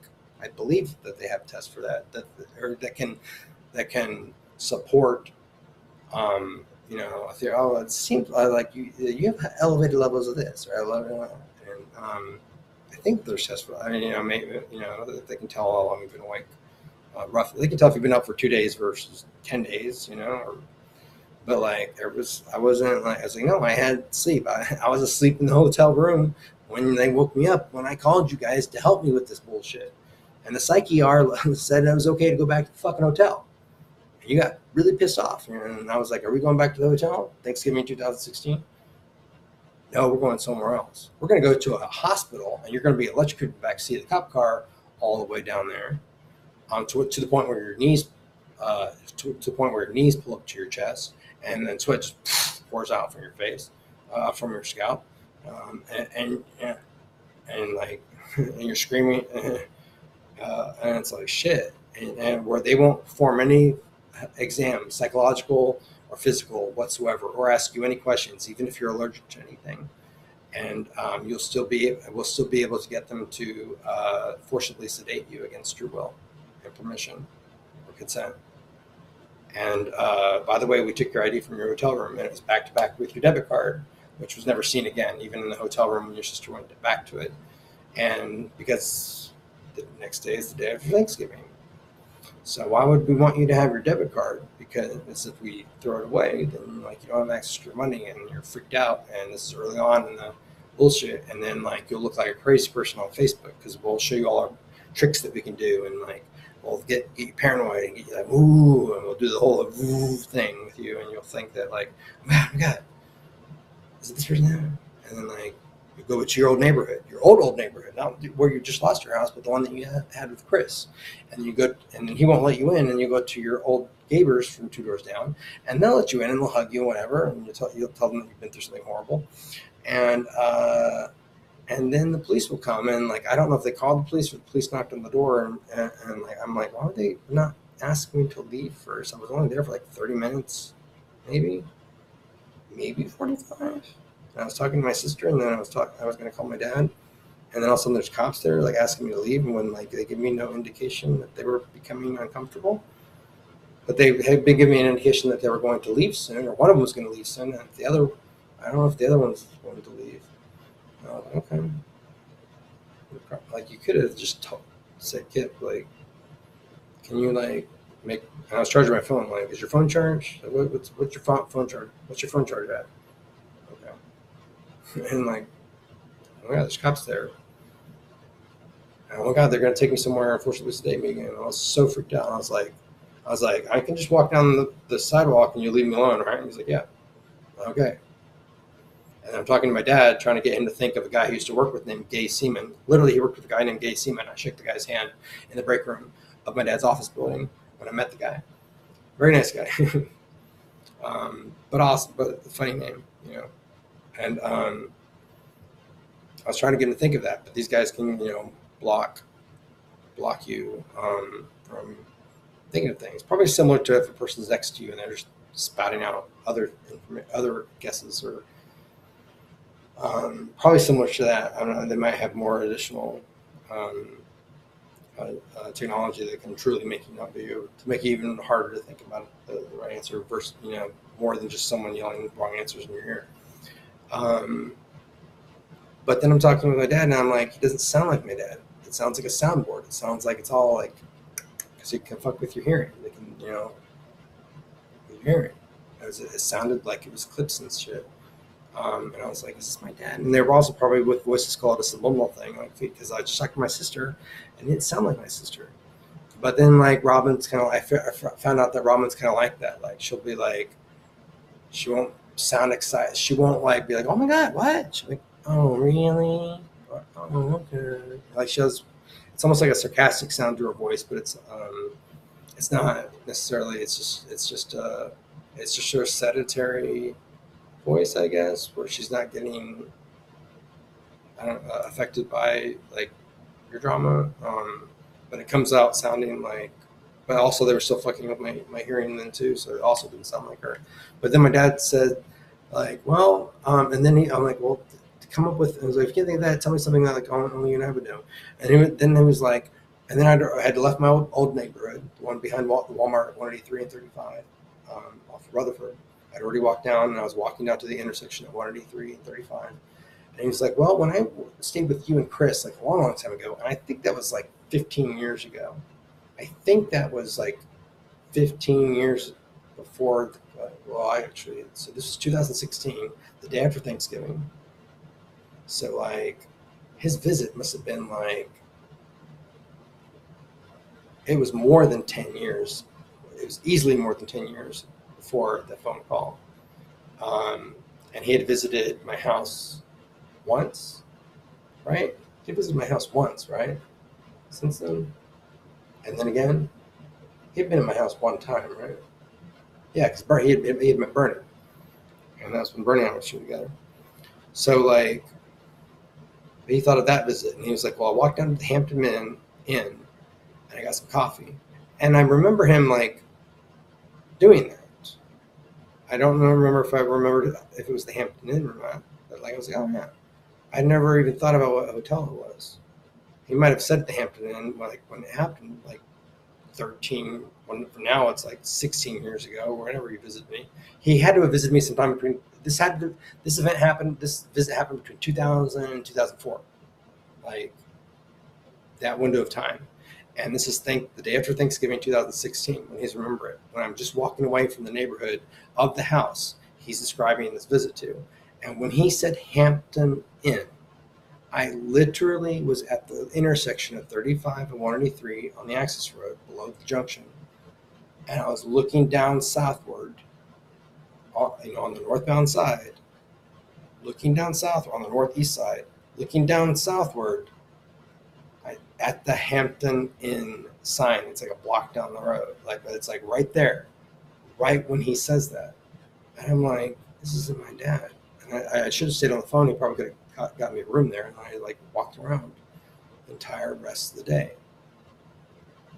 And then finally, I'm like, I got my phone out of super battery safe mode, where you only have certain access to certain programs, that black and white one, which I don't even think they have that anymore. And then I realized that I finally had that even though I didn't have my debit card, that Lyft had my debit card stored and it had Tom's address or an address near Tom's. And then I got to Tom's at like 12 or 1 a.m. or something like that. But on Facebook, I posted all these things, and I looked like a fucking crazy person. And I regretted posting them, and I think I've hidden them since then. And Felipe, I think you went through and like you got all of it. I was like, please, someone take screenshots of this. But like that's early on when and they had scared the shit out of me that whole day, showing me what they could do and not do. When I got darker in the evening and I was walking all around town, they made noises that sounded like, ooh, are you going to walk into a pit? Like, ooh, and we can make it look like it's not a pit. So like, we can make it look like there is something there. And you go walk off and And then they got, also, I think that's when they showed me like they can push you and nudge you and stuff. I'm like, they can just push you into traffic. They can just shove you into traffic. They can push you this way and that way. Oh my God. And that's when they also showed that the smells, when like they were like, I smelled like horse shit one time. I was like, where's the horse? And it's like another smells. And then they would describe it at the time. I'm like, how do they know that I can smell that? Because it's somewhere like not too far away from you, and they're shocking it and or vibrating it and then wafting it over to you. So like they saw it. So it's not like you smell it and they're like, oh, with our scientific technology, but they do that all the time. Like when I go to the bathroom and they can tell when the smell hits my nose. Even if I don't like, even if like, and you know, if I sniff and like, even if it doesn't stink or doesn't say, they can also tell when it doesn't stink is bad. And it's not like I'm making faces or anything. And it's like these people have been watching me take a shit for like 5 fucking years, and they comment on it. And in jail, they were like, ooh, that one has a bit of blood on it, because they made my butt crack and my butthole so fucking itchy with their shocks. And they would shock me every time I would take a shit. They would shock me every time I used the, like, it's, you know, obviously we don't have wet wipes there, but I would like, before going to the bathroom stall or the bathroom, yeah, I would like do one wet, one, wad or, one wipe, pre-wetted, that was my wet wipe. And anytime I would do that, that's when they would shock me. And it's like, and then they get itchy to the point like you just gotta get in there and fucking scratch your asshole, scratch your butt crack. You can even squeeze your butt crack to block it, and it feels like the electricity, the itchy electricity, just like crawls in there through the cracks. Literally, no pun intended. And like did that. They took me through 2 periods in jail where they did that to me, and both times, my asshole got raw, and there was like sometimes when I wiped, there was like a little bit of blood on it. And it's like, oh, that sucks. And like, but then, and that's when I even started getting, I was like, just in case they do this again, like, I should make sure I'm doing like a wet wipe type of thing too, because it's like, that can help, and makes you feel cleaner, and also can help avoid the friction that like even more wipes without it would require. And but every time I did the wet one, they would shock my asshole. Not the strongest shock, but it was a very unpleasant shock. It was like, and it fucking sucked every single time. They would comment on it, and in jail, and it's like, here I am, 2 hours. I'll probably send this to my dad. I don't even know if he'll watch it. And it's like, if he does watch it, like, he doesn't reply to any of the fucking things that I say. And then they're trying to say, he knows.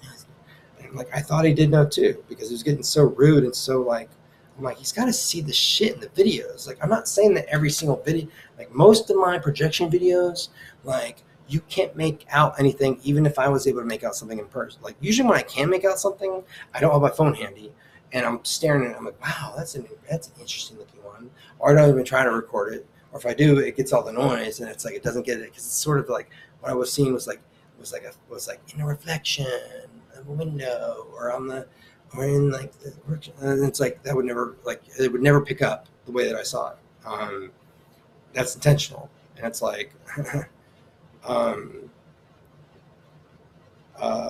But some of it comes out, and some of the noise comes out that like isn't the way that I see it, but like it's not like I can freeze frame with my eyes, but like that's not noise. Like, even if it's not like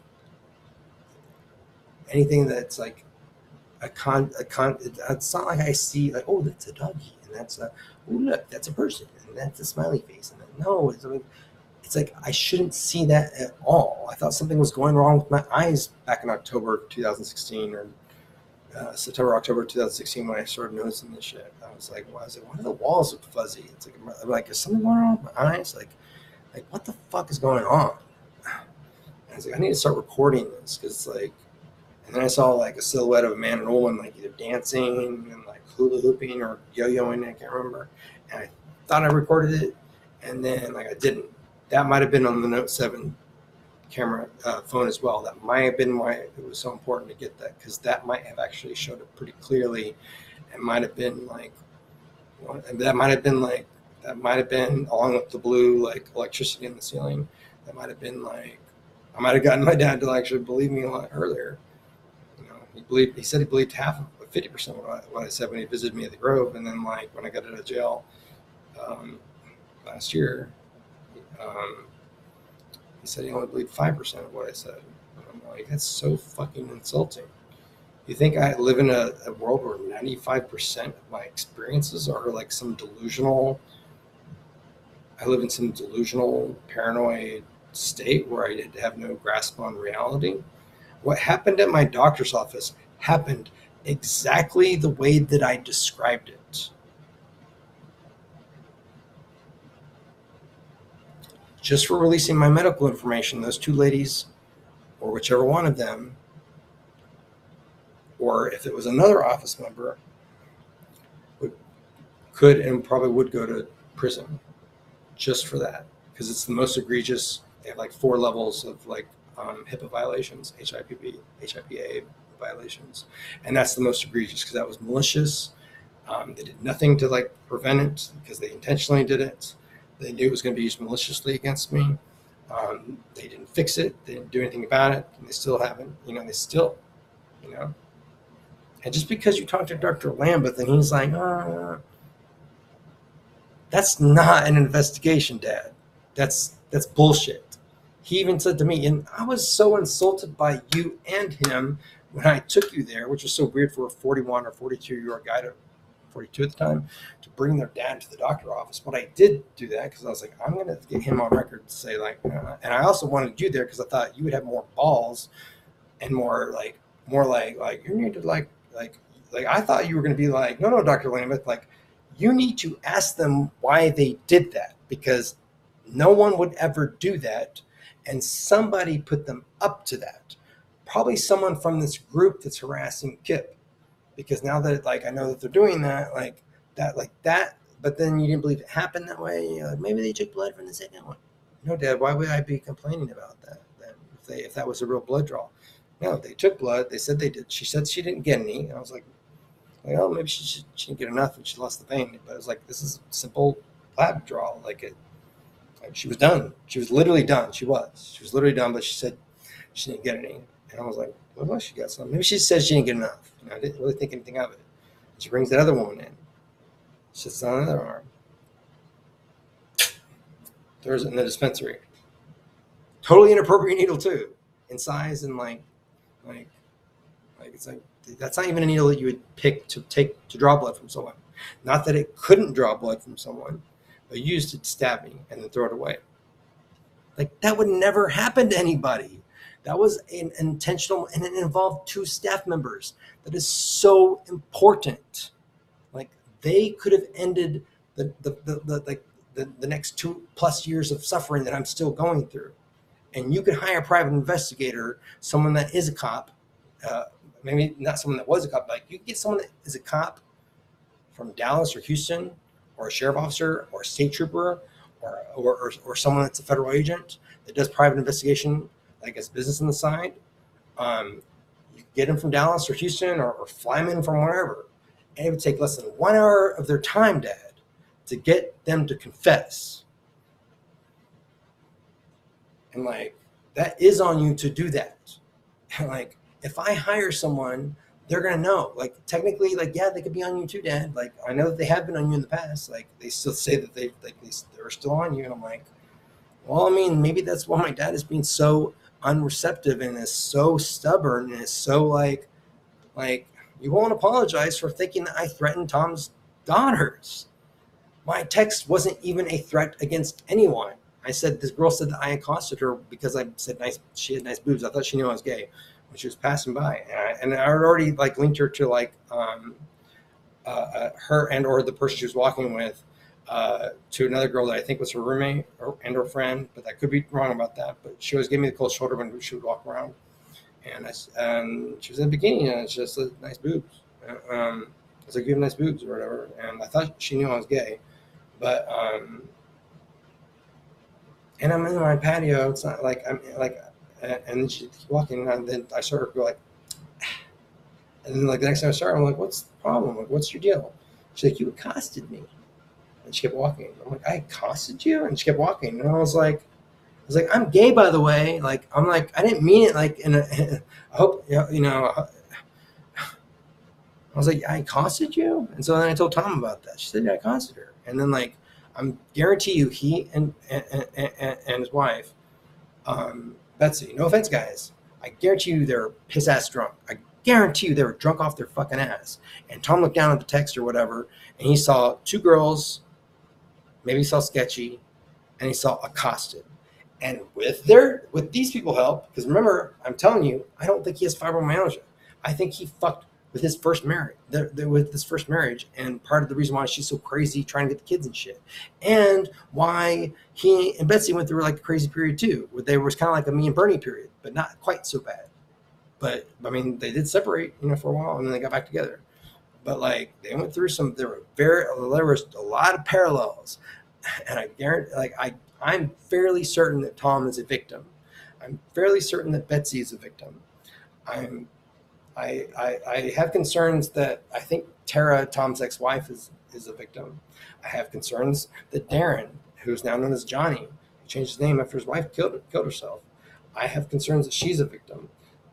I have concerns that he's a victim too, because he described things that were kind of supernatural sounding or spirit sounding, and I don't believe in that shit. And like, you know, I think he's a victim. I think he might have been a victim as well. Like they're going around town fucking with people. I already met two people at the Motel 6, and that was partly their intention. They get people to cross paths, and they're throwing it in my face. And I just saw that guy from the Motel 6 here yesterday or the day before. It looked like he lost his eye, or maybe his eye was just fucked up from like being punched or something. And he wasn't talking, and he had like a tube of ice in his mouth. So I don't know if his jaw was wired shut, or if his like tongue got fucked up, or his jaw got broken. But like he was really fucked up looking. And I was gonna write something to him. But I was like, I'm probably not even gonna see him again. But I was gonna write like Josh, like I'm pretty sure you're a gang stalking victim, because he wouldn't take any of my information down, and he didn't believe me. Like, and then he got to the point where like I was like, you're kind of boring me, buddy. Like you're getting too like anyway, because they were giving him more information. I'm like, and I saw him yesterday or the day before. I'm like, shit, they're gonna put in his brain like I'm here, and they're gonna be like, he already thought like I was gonna kill him or something, or he was gonna die, and like I was gonna die, and I was like, and I was part of it. I'm like, dude, I'm thrown a punch. No, I'm not. Like, what are you talking about? And like, I'm like, I guarantee you they're gonna try. Like, I'm like, I'm like, this is the second time they put someone in my company, you know, with a friend that's hanging out with me or two, who thought like me and the guy or guys I was hanging out with were going to kill them. But sitting there in a calm mind. And I'm like, what if that person retaliated against us to protect themselves from being killed, thinking that we're, you know, and like murdered us or hurt us severely? Like, oh my God. And I'm pretty sure they got a group of 3 Hispanic guys to think that like I was the guy, or whatever image that they saw of the guy like hanging around or looking around their residence.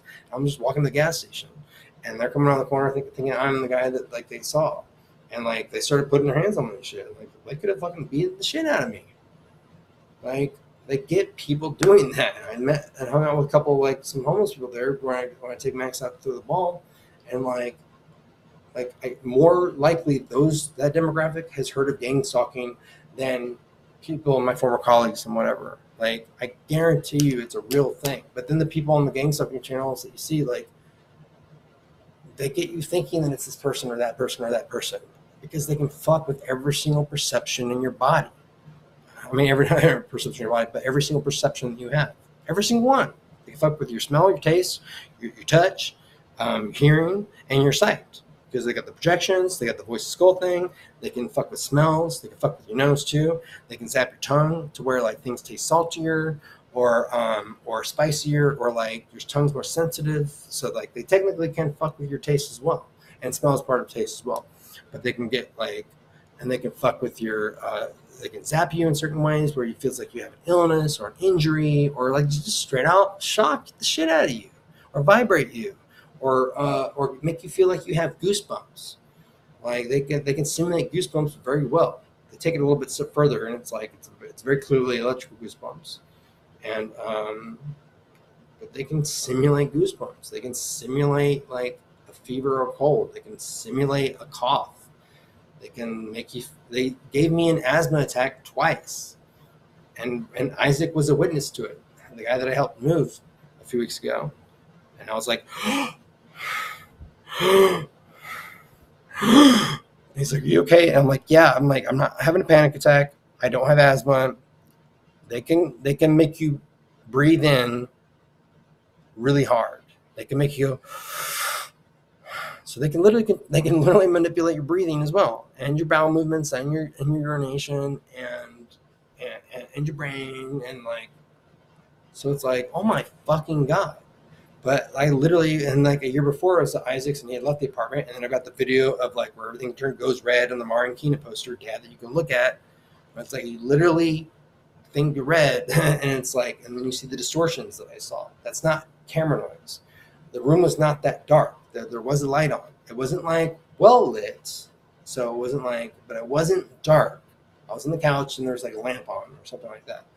And then like I looked like the face was changing. It was morphing. It's like it looked like the face was like, and I've seen them do that in a different style on other things. Like when I told you like the faces change them like from old to young, and they're illustrated looking, but like or sketchy look, or sketched looking, but like they could be real photos with like an artistic put to it. It's like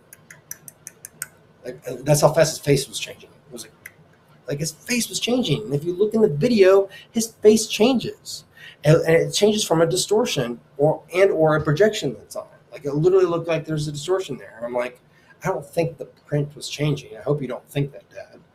Like, and that's proof because they also put like a high heel in the shoe, and I don't think it catches in the video, maybe, but like where his tail is, it looks like there were sparks going up his tail, and then they were creating like, it doesn't show up that well in the video, but they were creating like a humanoid shaped, like looking an illustrated character or whatever, like in the curve of his tail, and I was like, this is evidence of projection mapping and facial recognition, and like they can tell, unless a person was like, oh.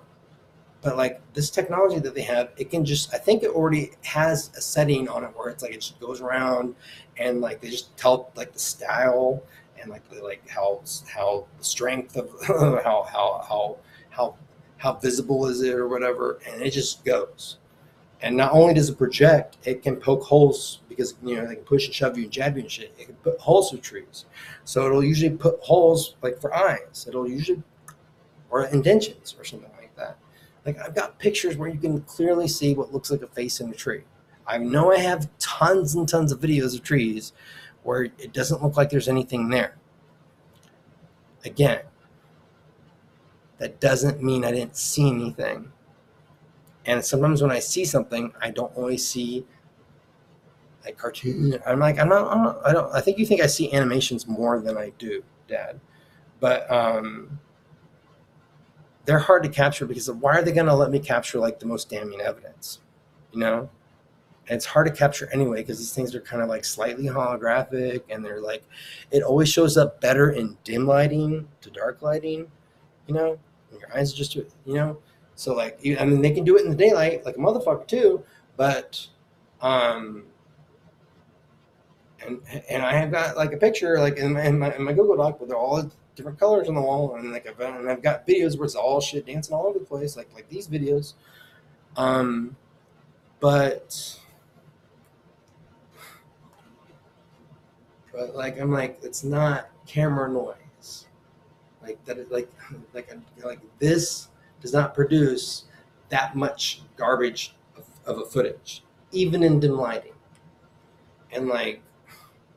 I hope in some of these more recent, and it doesn't matter. I don't always see illustrated cartoons and shit. And anytime I have seen that shit like that, like that's been like so captive of my attention. It's usually when I don't, like my camera's inside and I'm outside smoking, and I'm like, and it's always in a way where I'm like, the camera probably won't even pick that up. I mean, I have seen like, there have been instances where I've seen the holograms. Like I've literally, like one time I was at the Grove, I didn't have my phone on me, and they had me walking to have me separated from Max. It was the first time that they did that whole thing where they thought, they said that like you had been killed, Dad, by Mikey, not Mike, in 1970 something, and then like it turned sexual or whatever, and then like people were going to come over, and then like and then it was like then there was like a Fight Club thing, and like you had like blood in, and I was like, but there was never anybody in my apartment, to my knowledge, that I saw, I got separated from Max, and he was found in the dog park the next day, and but then like they got me walking at the Grove early on, and then like that's when they were like kind of like hurting me, and I could feel like the vibrations, and they're go this way, go this way, and that's when I saw two holograms like clearly. I saw a humanoid figure of a jogger in still motion. I think it was in still motion, like on the sidewalk or just off the sidewalk. I can't remember if you could tell if it was male or female, but it's kind of like almost at the level of like a bathroom icon sign. A little bit more detailed than that. You could tell it was a runner in 3D, lit up, not super bright like a neon sign, but kind of like a neon sign that's turned like it's like neon doesn't really dim, does it? But like, can you dim it, or is it just on or off? But lit up, like in a neighborhood, in a residential neighborhood, and then I saw a bicycle, or a crude form of a bicycle. It was the bicycle. Not too detailed. I don't know. I don't think the wheels were moving. They might have been, but I don't think so. No person on it, and it wasn't really a bicycle. I mean, it was a hologram, and it glided from like a block up the road down. I think right off the curb, and it went on past me down the road. And I was like, and I wasn't on anything, and it's like I didn't, and one thing, the difference also between like I know you can have blackouts when you're with alcohol, like that doesn't happen unless you have like you stay for days at a time, which I wasn't doing, and then you might maybe have some memory issues then, because you stayed up for so long, and then you could, that doesn't happen. What you see on cops is like the worst of the worst. Like, had I even been on something, having sleep the night before, and had chosen that day, first of all, I wouldn't have left the apartment to go walking, just to go walking, for one thing. I would have been horny wanting to be in the house, or maybe I would have gone to someone else's house that was also looking to hook up, or like to a place where people congregate, or maybe me for that, because there are establishments like that here and there. But I wouldn't just go walk, I wasn't on anything, and even if I was, it wouldn't have affected my memory, and it wouldn't have caused me to hallucinate. It's the lack of sleep that gets people, and stay up for days at a time, and like I've never hallucinated. Like, I don't hallucinate. The most I've gotten is like staying up for 3 days, intentionally so planned, like a sexual weekend thing where it's like, okay, like 2 days of 6 days, and like the third day is like maybe like a spillover, or like it's just like hanging out, or chilling, eating, having just maybe smoking pot that day, maybe not, at the house, or still hanging out with people if you were at residence, or whatever. Sometimes I would do like that, and and I wouldn't do it again for like months, and it's like that was fine. And like then like sometimes I already have night vision issues already, because I don't have good night vision. Like people say like shadow people or whatever. Like sometimes it would look like is there a person? Is there something in the middle of the road there? Like that's the worst. And that's already partly night vision and partly lack of sleep, but and nothing to do with the meth, or maybe 1%, or something like that.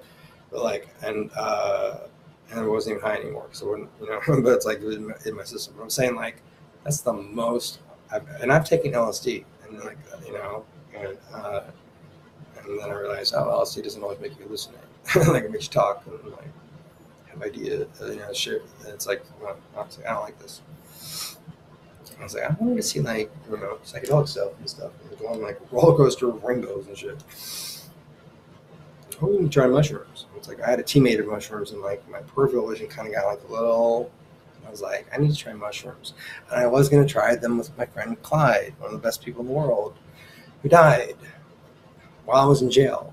And the last time I'd seen him was while I was at the Grove, when he, and probably unbeknownst to him, just coincidentally called me on my birthday when he was going to a Mexican restaurant nearby me.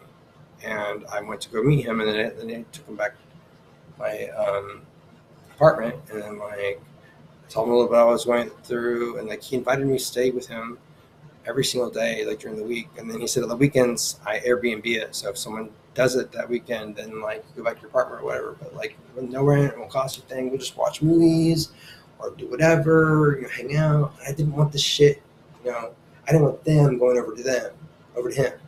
And I also didn't want me to be talking about it all the time like I am now. And I didn't even know about and or they'd already started doing the aggravation thing. What if they do the aggravation thing there? Like I'm already like yelling when I'm back in here. What am I going to be yelling at his place? Or I was like, this isn't going to last forever. Like and then I'll take him up on it. But then it was like it wouldn't stop. And then I got in jail, and they flashed Clyde's face in my fucking eyes, which is one thing that they can do that I haven't talked about that much. They can put images in your fucking eyes, and I'm not hallucinating, and I'm not making this up. And but they had done Mom's face, and I'm like shit. And then I'm like, it didn't bother me so much that it bothered me the fact that I knew that they were doing it in something that was like across the line, and like that's too far. To talk about someone's dead mom and stuff, and like that, what they did to me, what they did with Robin. If they had done that mom stuff to me, that they'd done to me to Robin, like I'm sure she would have had it much. I'm sure she would have been bawling. I mean, they've had me bawling, but I was just offended by the fact that that's an offensive thing to do to someone, and they were doing it intentionally, so because they get away with it and whatever. But they would flash Mom's face in my eyes sometimes. It looked like a photo, and they did other images like that. And I've had other experiences like that, where the video or whatever, in my eyes. And it's like if they're doing, projections, the walls or whatever, surely the projections can somehow. So I don't know if they're beaming two things into my eyes. I don't think so. I just assume that they're doing the same image. Maybe that is the image scattered around the room at a microscopic level. If you could zoom in on it, maybe it has nothing to do with those projections. But I'm sure when they do it to me, they're probably there's probably a whole bunch of them. I mean, unless maybe it's refined. I have no idea how they do it. And then somehow because of how many there are and scattered. This is my theory, and I'm simplifying to the most the least complicated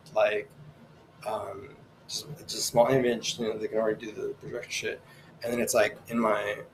And where it's it's gonna be in the back of my retinas anyway, and they already have those things that look like headphones that you tilt down that beam video into your eyes, and other things. So that they already have the technology to do that on a consumer level. But yeah, they did Mom's face, and then they started doing Clyde's face around December or January, and then I got out of jail and went to go stay with Isaac at 51st and Manor, and Clyde lives less than a mile away from there, and it's a 15-minute walk, 10 or 15-minute walk to Clyde's house from there, up Manor, and then you turn at the get and go into his neighborhood, and I saw a real estate sign with a person's name on it that had his same last name, Boyd, and I called it, and it turned out to be his brother. And I said, "Hi, my name's Kip. I'm a friend of Clyde's, and I was walking to go visit his house because I hadn't seen him in a long time. And I just saw the sign. I was like, is he okay? Because he had always been getting cancer in his throat, and every couple of years they had to cut it out. And the last time that he had it done, his voice was actually affected by it a little bit, even after healing. But I thought he was in remission. He didn't say specifically that he was in remission, but he took early retirement from the city. He was a counselor there at the health department. One of the best counselors. He's one of the best people I've ever known. So non-judgmental, no pressure, no anger, he doesn't get upset with you. You can say anything to him. So I missed out on all his time spending with him. I probably could have moved in there too. And paid rent there instead of at the Grove, broke my lease there. And I had a friend with me, all the time. I still probably would have gone through some shit. but I didn't want the shit rubbing off on him. And then, and this is right after my birthday in April, at the end of April, and I was like, is Clyde okay? And his brother said, Clyde died in January, around the same time that they were flashing Clyde's face into my eyes. And then when I moved to the Manor house, and I had Chromecast hooked up to my TV in the bedroom, and Tim, my other roommate, had come in, the guy I used to date and was friends with, and had visited him at his house the year earlier and told him about what I was going through. One of the pictures that came up had a guy named Stacy in it. We took a day trip to Houston, or we took like a weekend trip to Houston for 2 days or something like that, 2 or 3 days. And there's a picture of me and him in the car, and we're like, and it's a car picture. It looks very similar to another one that me and Mauricio are in a car. That's the only photo I think I have of Stacy. I'm like, oh, Stacy, look. And then Tim goes, oh, you didn't hear Stacy died. And I found out that Stacy had died from something. And like right after that happened, Mom, Clyde, Stacy, and then Stacy got added to the rotation of the taunting, like, you're the dead people that you'll never see again. But I don't mention that part of their technology because I'm like, that sounds crazy too and far-fetched. But I'm like, at this point, you should believe me, and you should believe everything that I've said. And that if there are any places where I'm wrong about something, it's not significant enough as far as cracking the case and investigating it. And if you look at my document, I am so careful. Even with the police officer, even at the time that I thought maybe he is sketchy, but I am so careful to mention instances of how they tried to make me think an officer was in on it, and who still may have been in on it, like the guy with the ring, Robin. I never thought there was a magic ring. I explicitly told you, and you could be affected by them too, because you got vertigo too, and you were yelling at me like a motherfucker, throwing all logic out the window, not listening to a thing I said. Just like Dad, not responding to any single logical point that I make, ignoring every single correction that I tell you, or getting angry at me and treating me like a bad person, and then hanging on to that misinformation that I've corrected you on or tried to eliminate, like the whole threatening Tom's daughters thing and the whole bombing downtown Central booking. And I was like, no, they're saying that. Like, they get you distracted, so I didn't send the rest of the fucking texts. You shouldn't. What did you call my lawyer for anyway? No, and I told you right then and there, that's not what I thought about them. No. And you still think I intended to cause harm to people, like whether or not you thought I was going to build a bomb or whatever. How can you still think that when I've never thrown a punch on anyone, and when every single part of my documentation, it's warning people about how these people try to get people to hurt themselves or hurt other people, using that as an example, or using other people as an example where they try to get you to retaliate against the officers or retaliate against Red River Family Practice or the Grove. They try to get me to go and hold Red River Family Practice hostage, which would be understandable because those two ladies, possibly more of the staff, but at a minimum and at a simplest explanation, in the simplest scenario, those two ladies have answers, and they've sat on them, and it's caused me two and a half years of additional suffering that might have driven me to suicide, or but has caused me suffering worse than death, and is a suffering that is still like a forever seeming thing, and like no end in sight. And I have no resources to get me out of here. Dad, you could get me on a private jet. And I don't mean like buy a private jet. Like Alan said, it's not really that expensive for a person to get a private jet carrier to get them on a jet from point A to point B, to where there's no one else on it too. Like you could get me to another city where they couldn't follow, or to where at least I could get a head start, and then I could go, somewhere else. Like, you're letting me sit here suffering, and then you're still sitting there acting like it should be that easy to find an apartment when I'm a felon with a pet, and looking for a low rent, and with people talking in my ear all day and zapping me all day, and also keeping me tired and zapping my energy too. Where you think it's like You think it's easy to look for an apartment like that? Like, oh my God. Like, even if I was really schizophrenic naturally, that would be hard.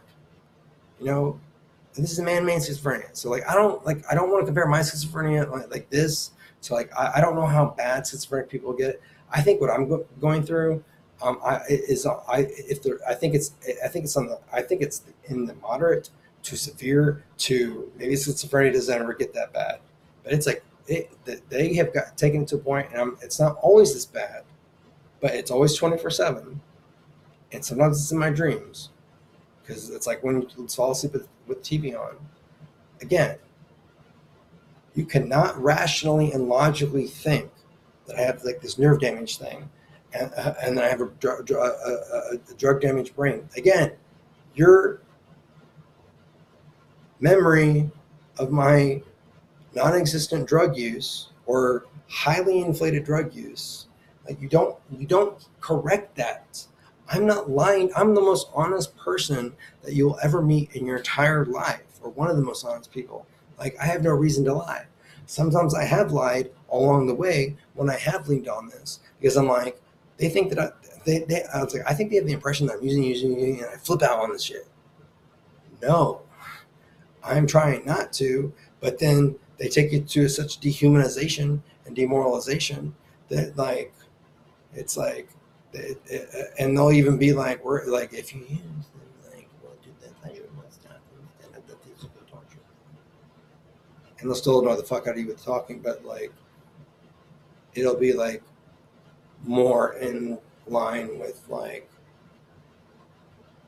a sexual pornographic thing than usually. But it'll still be annoying as fuck. It'll be easier to ignore. It's like, I mean, you know, it's like, I don't know what I would have done sometimes if I didn't have Max, or if I didn't use sometimes. Like, I'm sure, like, I still wouldn't have killed myself.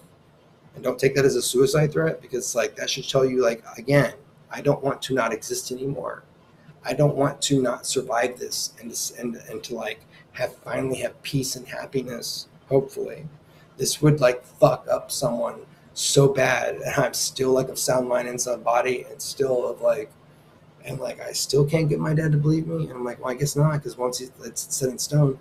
But Dad, you have been impossible with their manipulation. You have been like so stubborn and so like quick to be insulted. It's like, I never insulted you aside from the whole asshole comment, but you deserve those because you were being very rude to me and being very illogical and rational. And I thought you knew about that, and I thought you were still pretending, which you may be, because I'm like, he can't be that rude and that blind to that. Like, that's not normal camera noise in that video. That's not normal camera noise. Like, I hope he doesn't think each video that I'm like, there's some clear, projected, animated content. I hope I didn't give you that impression, because that's not the case. And I hope this video and this other video, like, explains that. So, because I'm like, I want to see that and see that. But, like, look at some of these fucking images that I sent you. And then, like, you didn't even respond.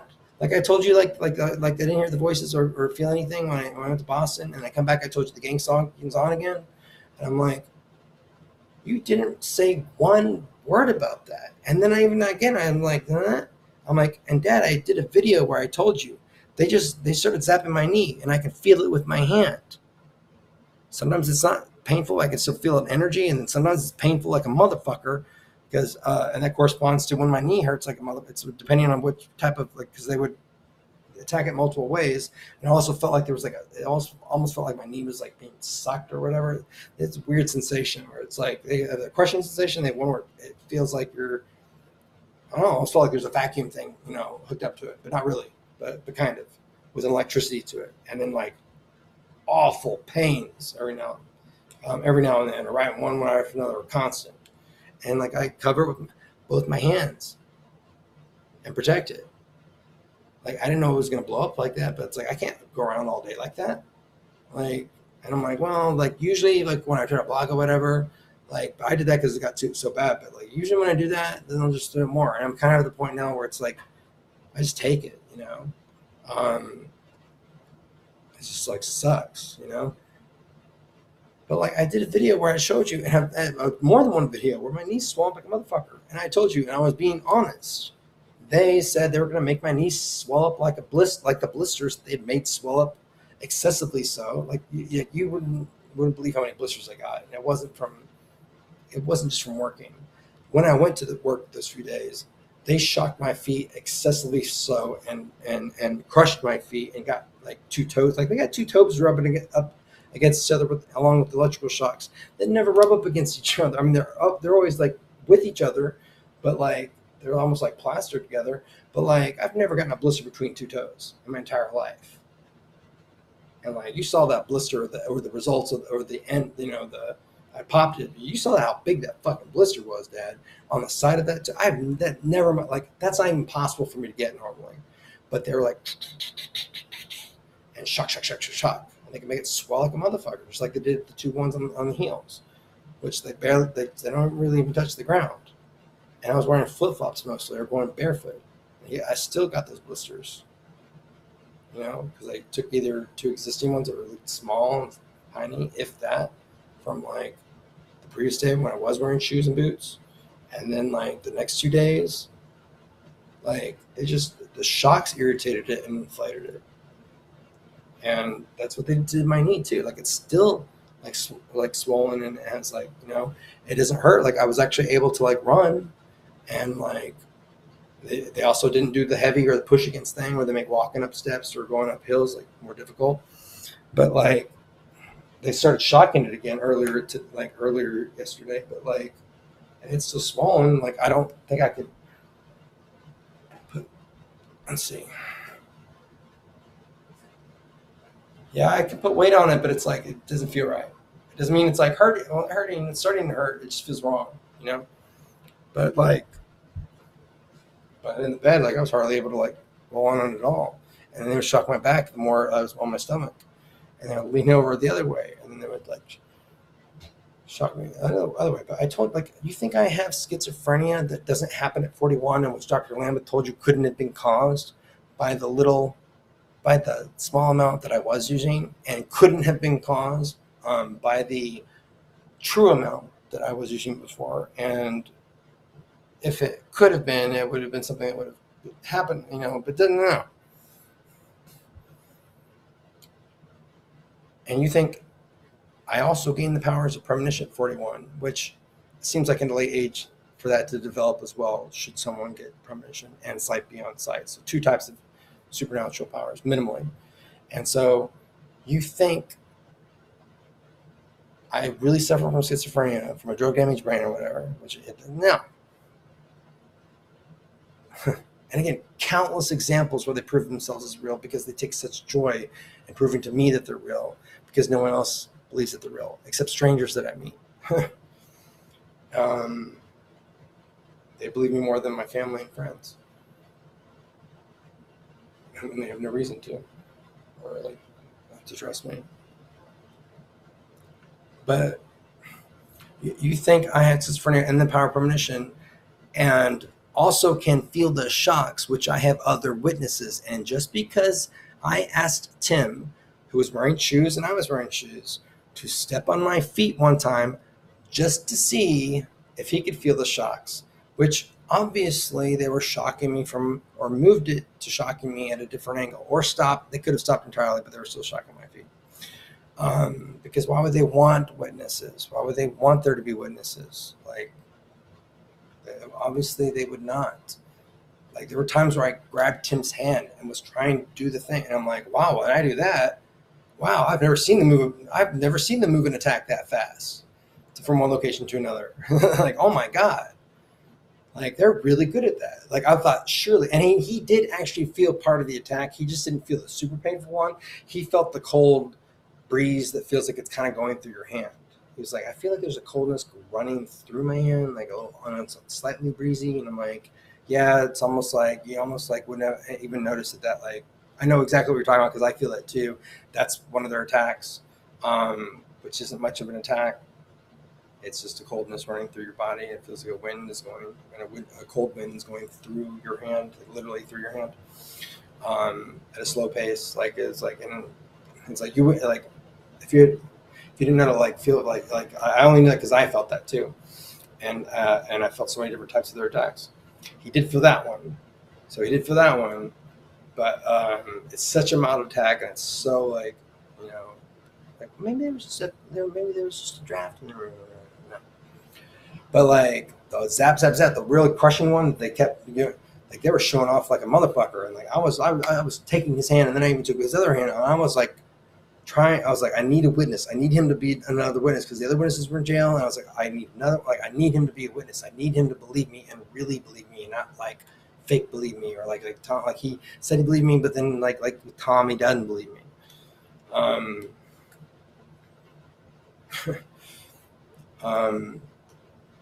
but like I was like, wow, they can really avoid having a witness. Like there's no way, like if they really wanted to, like there would be zero witnesses if they, but with the jail ones are like, but they leave, like, they say that they leave those breadcrumbs, so I think there's, you know, things that they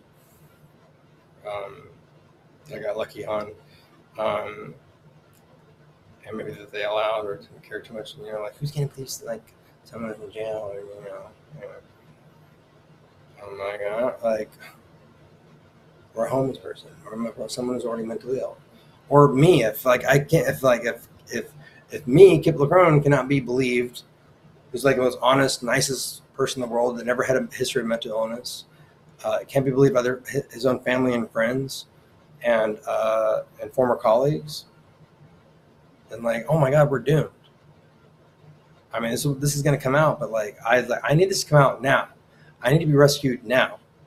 Like I keep saying that, and yes, I'll survive, but like, oh my God, I shouldn't have to. Like, Dad, you can get me on like on like a private jet that doesn't cost that much. You're not that broke. You're like, I understand. Like, yes, you're on Social Security now instead of like a six-figure income. I understand that. This wouldn't have cost you that much if you just done what I asked you to do so long ago. This is a multi-million-dollar class action lawsuit. It's like against so many different entities that were involved with this: the hospitals, the city, the county, another city. Like I can't tell you how many false, like bad arrests there were where it's a lawsuit. Like what happened in Maynard was and with Allen is a lawsuit. And I'm not talking about against Allen. I'm talking about that is a huge lawsuit against the city of Maynard. It's also a huge lawsuit against Seton. Was it Seton or St. David's? Dell Seton. It's a huge lawsuit against Seton, and they also own the place that I was taken to, the crazy place, because it wasn't crazy, and I was never asked anything by the cops, and they ignored the whole that, and they ignored the fact that there were cops here an hour before who left with nothing to do. I had done nothing in that time frame before. I had really done nothing in the time frame previous to that. And no, I don't do what these people tell me. Like sometimes they get you doing like this thing when they speak through you and stuff like that. That's different. But like, no, I don't go down to Red River Family Practice and hold them hostage. I know I don't retaliate against these officers, some of whom I know were sketchy, and whether or not they knew about these people or not, I know fucked me over or planted drugs in me. Or, well, I don't know the guy that wrote the report that found them planted them on me. I mean, it could have been like someone who put that there for, or they might not. They were never there anyway. Like maybe they didn't even plant them on me. Maybe they just wrote it in the report. If I had drugs on me, I would have reluctantly done them, even though I didn't want to do them, so that I would not have wanted to like yell "shut the fuck up" over and over and over again in the hotel, getting evicted, and then yelling from my car on the highway. And then I would have never been in that slow speed car chase on September 19th, 2017, Dad, had I had drugs on me for real. I didn't want to do any. I could have called and gotten them. I just wanted to cry and cuddle with. I was Max in the bed. I did like take a night at the Wyndham. I was like, let's go there. I was gonna take him to the pool, like late at night, and because it didn't look like one where there was any supervision, and it wasn't like a wide open pool. It looked like secluded. I was like, oh, I can finally like get Max to swim. Like, yeah, he has never had that experience. And then like there was I was like, shut the fuck up. Shouldn't have done it, but it's like if somebody's poking you all day long and like all day long, even without going to the levels of what they're saying, or into levels of pain that they're doing, you would blow up at them within an hour, within minutes, because they're right there. Let's say you couldn't touch them, you would still yell. You would still blow up. Let's say you were told that you couldn't. I mean, you still have your limits. After like a week or two, you gotta yell. You gotta blow up. Or do those and avoid doing that. But then like, I don't want to react to on this. Well, if you do, it's like, I want to do that drug in a recreational sense without you guys in my life anymore, so that I can enjoy that in a recreational sense. and to enhance, like, to be a part of like a whole like sexual experience. Not every sexual experience, but like, yes, I do want to, but like, I don't want to use it the way I've had to use it. And like, maybe like, but like, oh my fucking God, it works so much faster than Prozac. Oh my fucking God. They almost always change, like, I mean, they still hurt me, and they still out my feet, and they still do this, still do that. But it's like, it's a better day, or a better few hours, or a better few minutes. And without it, you know. But then I'll go weeks or months without using it, and it's like, it's not like I'm like, oh, out of that, but it is like, oh my God, like how much, like, they're gonna do this the rest of their life. Like they always say, like, we can do this forever. And it's like, are they gonna have these devices forever? Are they going to be like? And then I realized that they're fucking with so many homeless people and other people in the hotels and all the other people and like mentally ill and then people like me and Tom and like EMDs, and who knows, like that's, I don't even know how we got it from, like, if it came through at EMDs or like somewhere else. I like, and so like, you know, I'm like, how many? And it's like, it takes more than one person. I mean, one person could just fuck with one person in the VoiceToSkull sense, but like, for what they're doing to me, there's another guy in jail going through this too, that went on record that I've listed, that was going through like almost pretty much the whole thing too. Like, that takes a team, and they've researched, and they've got so much personal information, and they keep releasing them like these little tidbits. Oh, you must be schizophrenic. How will we know that? Oh, so your dad must know, because like, or how would we know that Anna used to get you those, you know, like those little peanut butter like things that we just saw at the gas station, and we used to be like, Anna used to give me that when she came back from like Mexico or from the valley or something like that, or from the trip, and she used to give you those. How would we know that? Like, I don't know. How would you know any of the thing? Maybe you hypnotized me one time with that drug that they showed on Vice News that they were too afraid to try, where you can give it to someone, and they showed it off in SVU one time, and you can literally tell them like, let's go to your house, and you're going to rob your own house with me, and let's go to your ATM, and you're going to take all their cash, and they'll like comply. Like, you can just like calmly tell them, and they'll just follow your orders. We talk about the drug a lot to be used on like officers and civilians to get them to tell the truth. In these matters, for example, and other matters, it might be better than truth serum. It might be better. I don't know how reliable it is. So I don't know how honest people are on it, and how real it is. But I mean, I'm pretty sure it's all on Vice News. The thing on it, they didn't try it, but seems like a very scary drug. And they keep saying that they used that drug on me at some point in the past to gather all this information. They also say that they get it by talking to me in my sleep, and I'm like, I don't think I don't believe that. I know that they can affect my dreams, and I've had dreams that they were controlling, both visually and audibly. And when I woke up there, ooh, did you?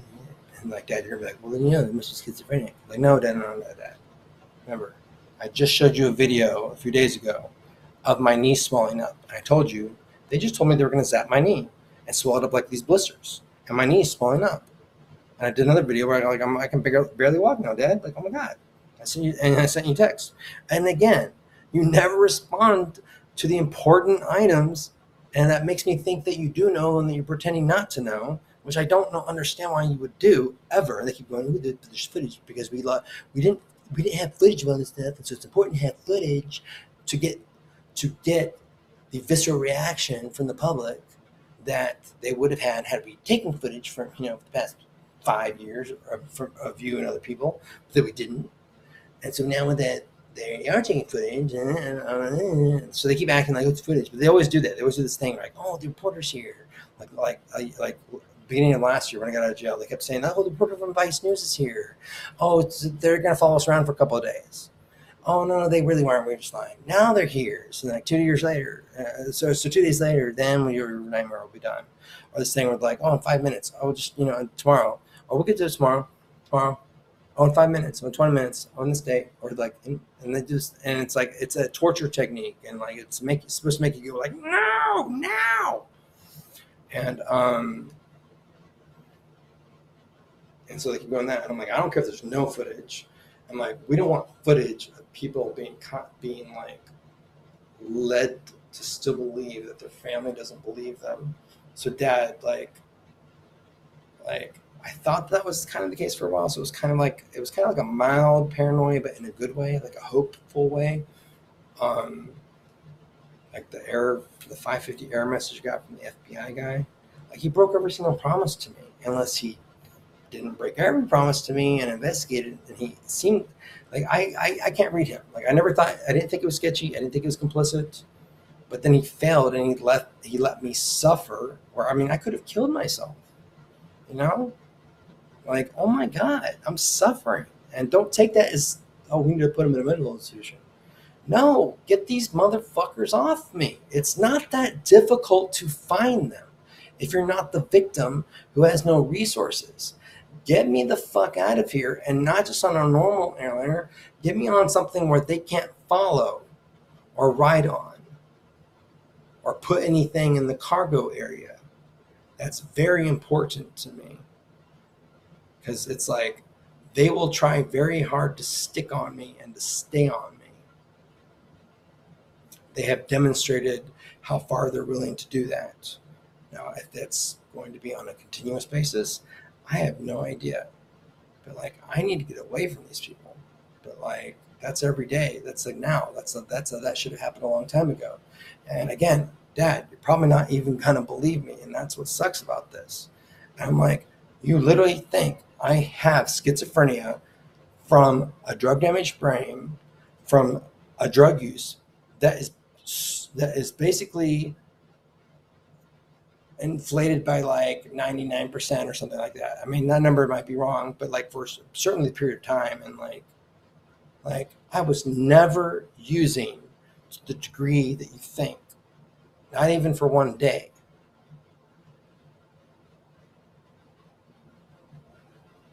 Like $900 a month a day? That's what Robin said. Like, what? Or $800 or $900? What? No, I wasn't paying anything. But then I wasn't getting rent too. But he was buying some groceries. But then like rent wasn't coming in. But like, But oh my fucking God. So you think I have schizophrenia and nerve damage from non-existent drug use that wasn't really there? There's some, but like that couldn't have caused that. It would never cause that. And those are edge cases anyway. And that schizophrenia doesn't happen at 41. And he told you that it couldn't be caused by the drug use that I was using at that time.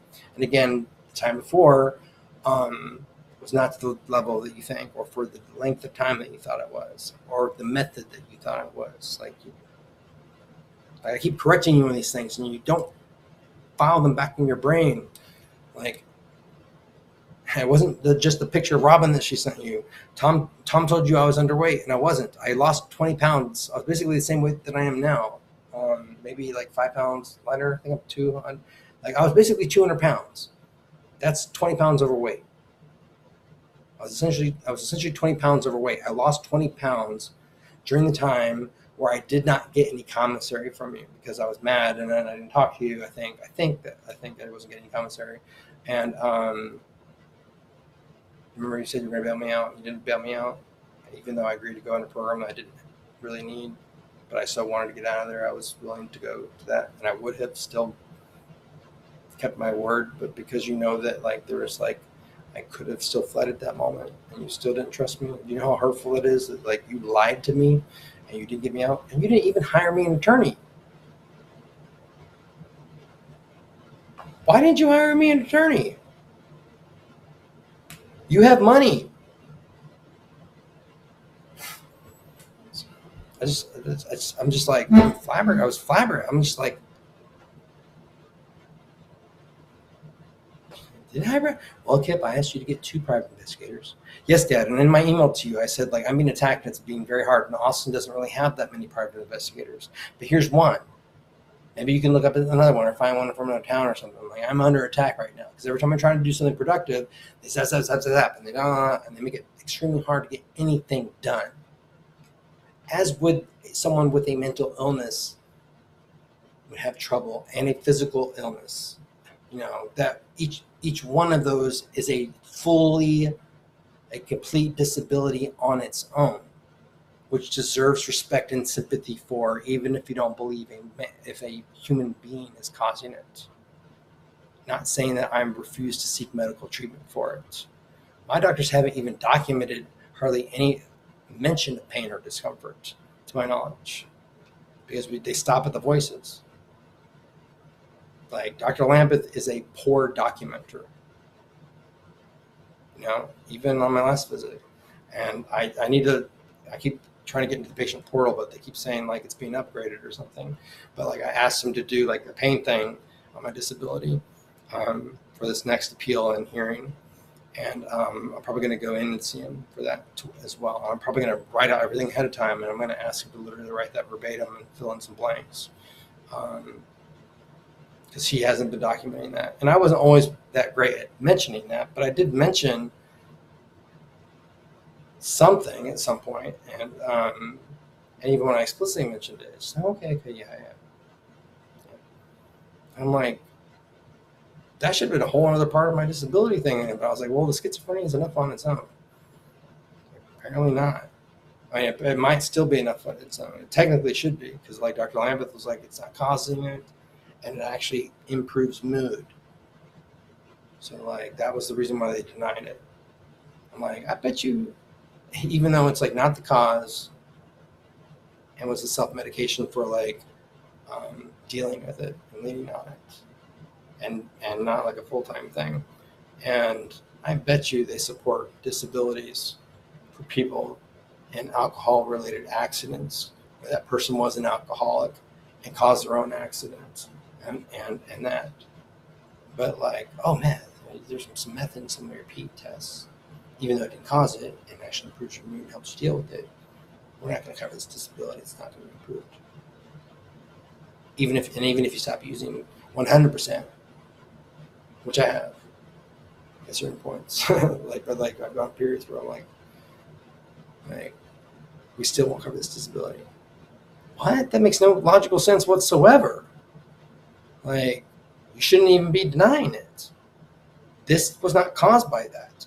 This was a self-medication for dealing with it or a recreational use. It's not your business either way. It has nothing to do with this disability.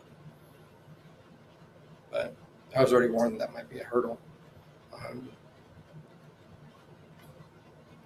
That may be something that will need to be addressed at the hearing. But Dad, like, you think I have schizophrenia, and I have premonitions that told me that they were going to do this, and who had my phone and who hacked my Google account. I remember it wasn't about the goddamn phone. And you saw my knee swell up, and I was able to feel it with my hand, and I have other people that have felt it just because Tim in shoes, when he stood on my shoes and didn't feel the shocks that were coming in from the sides. That doesn't mean that the pain isn't real. It doesn't mean that it's not being caused by an external source. I've got hundreds of these videos where I'm doing this and I'm doing that. You think in every single one of those videos I'm in some sort of delusional imaginative state where I'm imagining the pain leaping from one area of the body to the other? So if it is nerve damage doesn't do that. But you think it's nerve damage that has this some sort of advanced coupling, logistical coupling with a mental illness or neurological brain damage, or and you think it's that advanced. And I have other witnesses that have felt that and that are going through it. And then again, like direct energy weapons and VoiceToSkull can explain everything that I'm going through. Oh, well, yeah, the projections too. And I've got proof of the projections, and you can see the proof. You just think that it's camera noise. And I'm like, no, I saw that with my eyes. And it gets even crazier and crazier. And I'm like, that's not even normal. You cannot even look at that and say that's camera noise. Like, no. And even if it does look like camera noise, I saw that with my eyes. That's why I pointed the camera at the fucking wall and hit record. I don't enjoy spending hours and hours recording walls and trees and floors and ceilings and curtains and like I don't enjoy it. And the mirrors. I don't enjoy that. I don't want to record another one of those fucking paint videos or projection video in my life. But like I keep correcting you on fucking everything.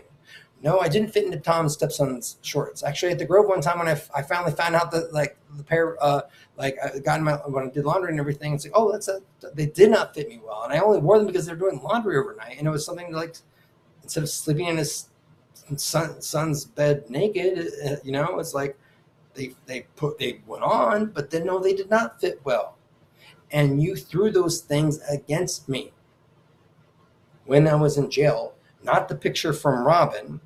And part of me is like, well, maybe he's saying that because he really knows and he's trying to give you hints that he knows. And they say that. And I'm like, it doesn't matter either way because it's wrong either way. It's wrong to do that either way. It's wrong because it's incorrect information. And it's wrong to do that if you know. If you know, you have to tell me. And if you don't know, you have to tell me that you believe me. Instead of keeping this wall up that could be subliminally manipulated by these people that have created like the most stubborn, illogical, irrational thinker that I can't get through, and still throws things back in my face that are false. Well, I still think, the text Tom may have, no, Dad, I gave you, no. If you care about it so much, because I was going to tell Tom to get a copy of that, you can get a fucking copy of that text. My paraphrasing and my retelling in this video and in other videos is spot on. He was probably drunk off his ass with Betsy, and he saw two sketchy girls or two girls, and then he saw accosted. And with the help from them, probably, or not, probably them though, he turned that into, and like, I still have no idea, don't you? Like, I still have no idea why he didn't like call me first or text me first, because we would have cleared up then. Like, and then you throw that at my face in an argument, in a heated thing, and you like use like it was like an attack. Same thing about, no, I did not want to hurt anyone. I did not want to bomb downtown to the Brooklyn. That's the point. I was like, oh my God, I can't get help from the people that I'm refusing to do something that would be a natural desire for someone's being fucked over by those people. And those people are throwing people within the department and the whole department under the fucking bus, and Travis County. And oh my God, this makes me rethink every single like mass shooting and like terror and like the Austin bomber and like, oh my God, what if like Timothy McVeigh, it was people whispering it, because VoiceToSkull has been around for like, what, magicians and mentalists have been able to use it for like at least 10, 20 years.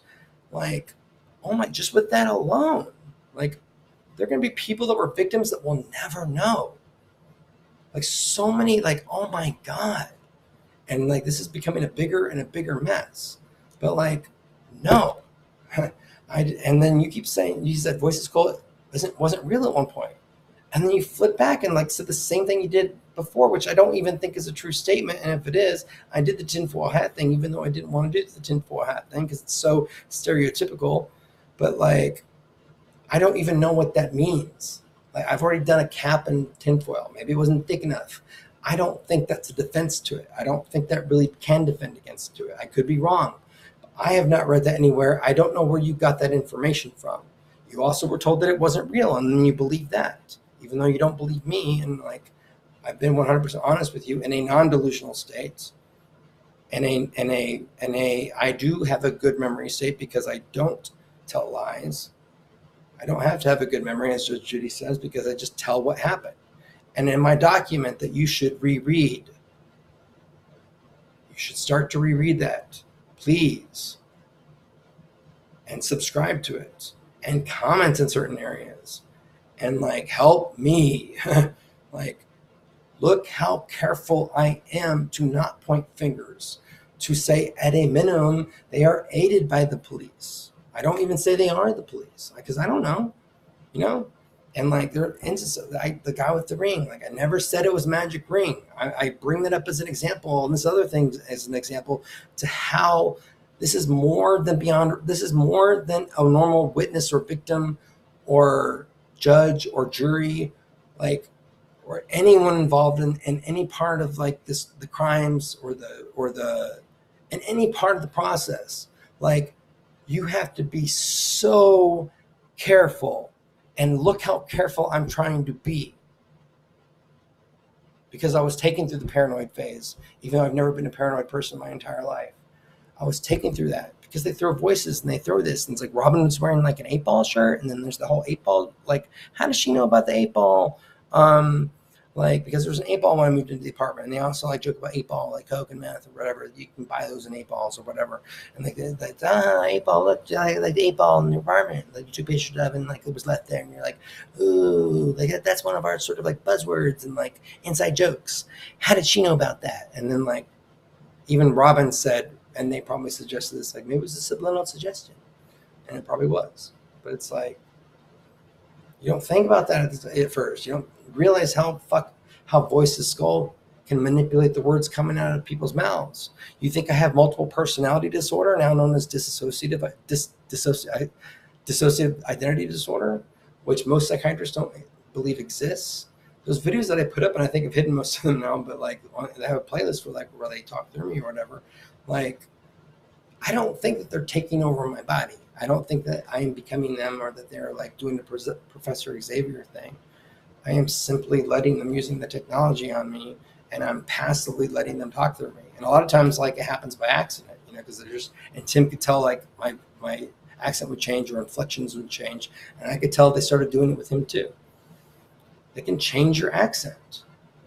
They had me stuttering, and I don't stutter, exactly like a guy that was my cellmate for a couple of days, and I had been in my unit like a month or two before that, I think, who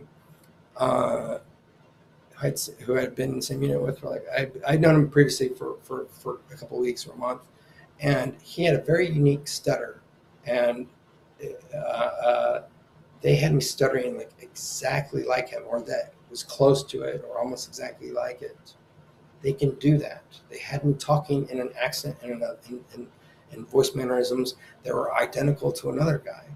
Again, I don't think it was a Professor Xavier mind control thing. I don't think that they were like literally, but they can. It's literally the closest thing to mind control that, like, I was never someone that was ever talking about that. Like, I even hate that phrase because it's so conspiracy theorist, and like it's so unbelievable. But with this zapping and stuff, and like the pushing and the whole, and the VoiceToSkull thing, I knew about, I didn't know about it at all, and then I learned about that, and I didn't know that it could control like or manipulate to a large degree the speech coming out of your mouth, and in a real time fashion. More like it's unbelievable. So like that, those videos are real too. That's not a mental illness. Like, it's not rational to think I also came down with multiple personality disorder. And if you notice that I stumble on that, if you notice the previous videos where I talk about this, they keep making me stumble on dissociative identity disorder, and that was a throwback to that. That stumble was them using VoiceToSkull on me to make me stumble on that, because multiple personality disorder is not a hard phrase to say. dissociative identity disorder isn't really that hard to say either. It's a little bit more difficult for me because I had previously thought dissociatives, the drug type, and dissociative I thought it was dissociative identity disorder. See, they're stumbling on me again. Proof that they can make you stutter. And only like I think 6 months ago or so, or sometime in the past 6 months, I found out, or less, that I found out that I had spelled that wrong. And like it's not disassociative, it's dissociative. I had an extra, like, I thought it was disassociative, like disassociate.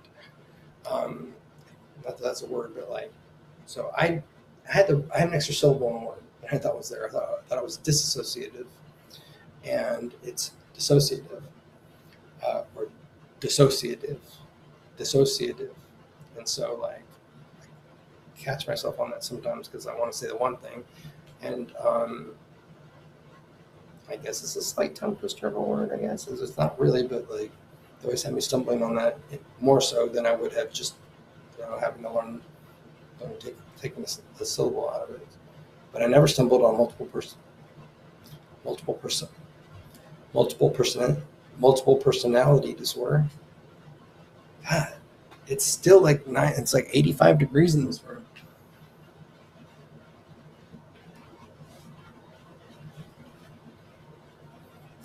Not on anything. Otherwise I wouldn't be making this video. Like, making me sweat too. I'm gonna go outside and have a cigarette, probably walk my ex. I'm like, Dad, like, you're not, like, come on. Like, please drop this stubborn, like, I need help. And I need an investigator going after those two women aggressively, asking them who put you up to it.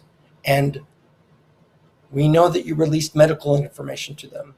They may not have printed it out or given a PDF of it to them, but they definitely accessed my record and looked back at earlier notes that my doctors didn't have to go back and look at while they are, looking through. It might not have been like a transfer of a record or a transfer of a file by hand. It could have been. It could have just been them going through my chart, which there should be an audit trail of that too. Probably not to that level of detail, but there should be also, which a legal team coupled with that find that. But then again, you're not going to believe me. You're not going to do anything. You're going to expect me to find an apartment with like schizophrenia, even if you don't think it's man-made. And like right now, they're hitting my head now right here, kind of hurting. Oh look, I can feel it on my hand, blocking from my head. It hurts. My head now, on my head. Like that's not. I'm not imagining that, and that's not nerve damage. It's not jumping from one location to the other. It doesn't make. That's not logical, Dad.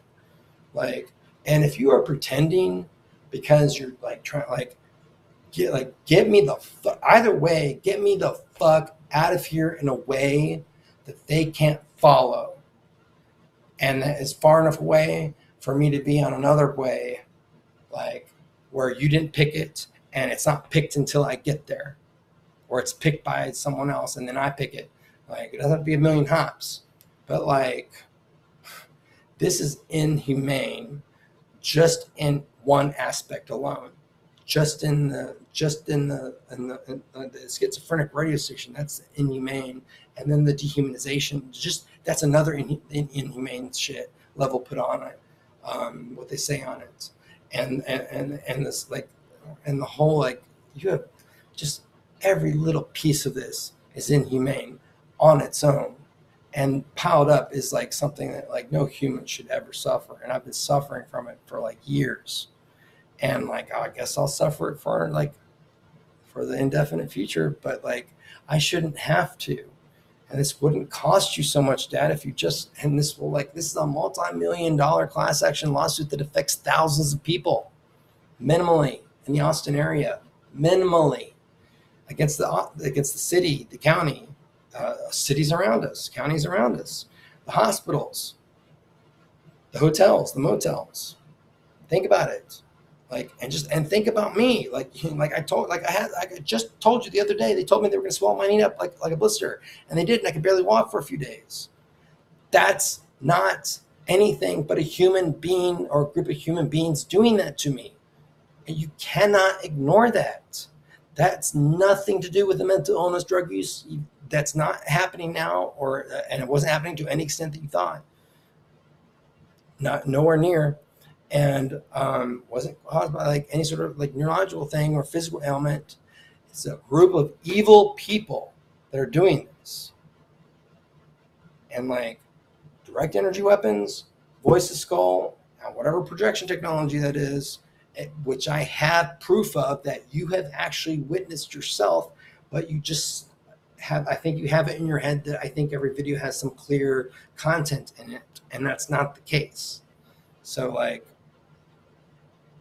again, get me and Max the fuck out of here, please.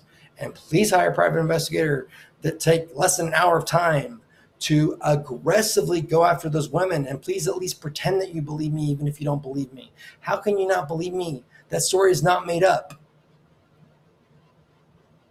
I was not on anything. I was not sleep deprived.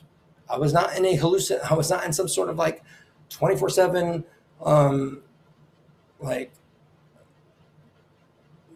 I don't even understand how you think that when you start questioning someone's retellings of something, you don't understand how insulting it is and how humble I've had to be oh, things that happened.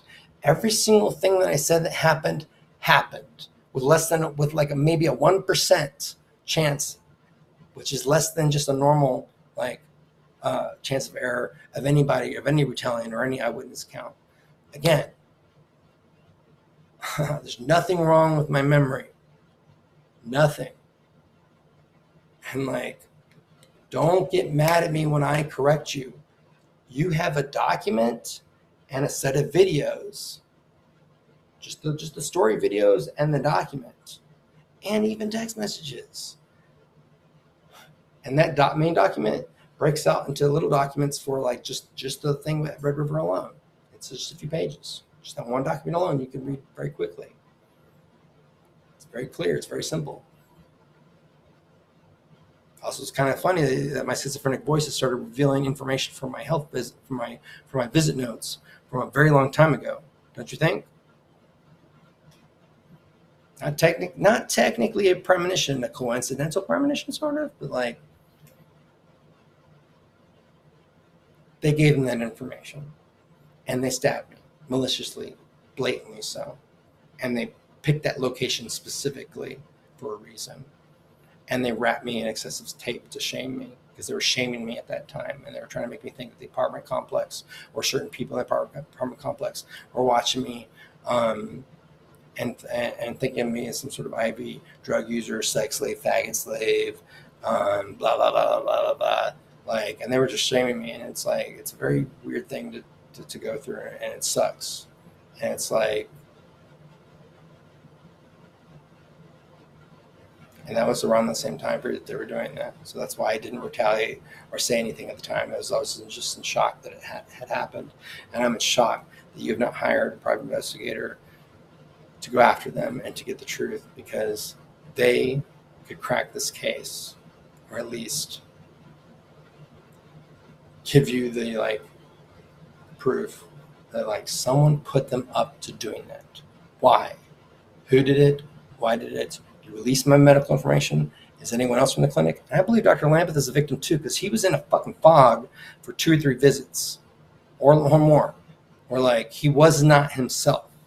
And I believe if he was interviewed separately, perhaps by the same private investigative team, because I think it requires more than one person, but minimally, I guess you could just hire one person who could do a half-assed job that would satisfy you, and not coming off with a successful confession, which I really hope you do, which you probably won't even hire that. But I really need old, aggressive, get shit done dad that believes me dad, because I've been 100% honest with you, far from a few things where I didn't want you to think like, yeah, I had to lean out this weekend, Dad, or yeah, I had to do that, or um, like, but like, nowhere near what you thought, Dad.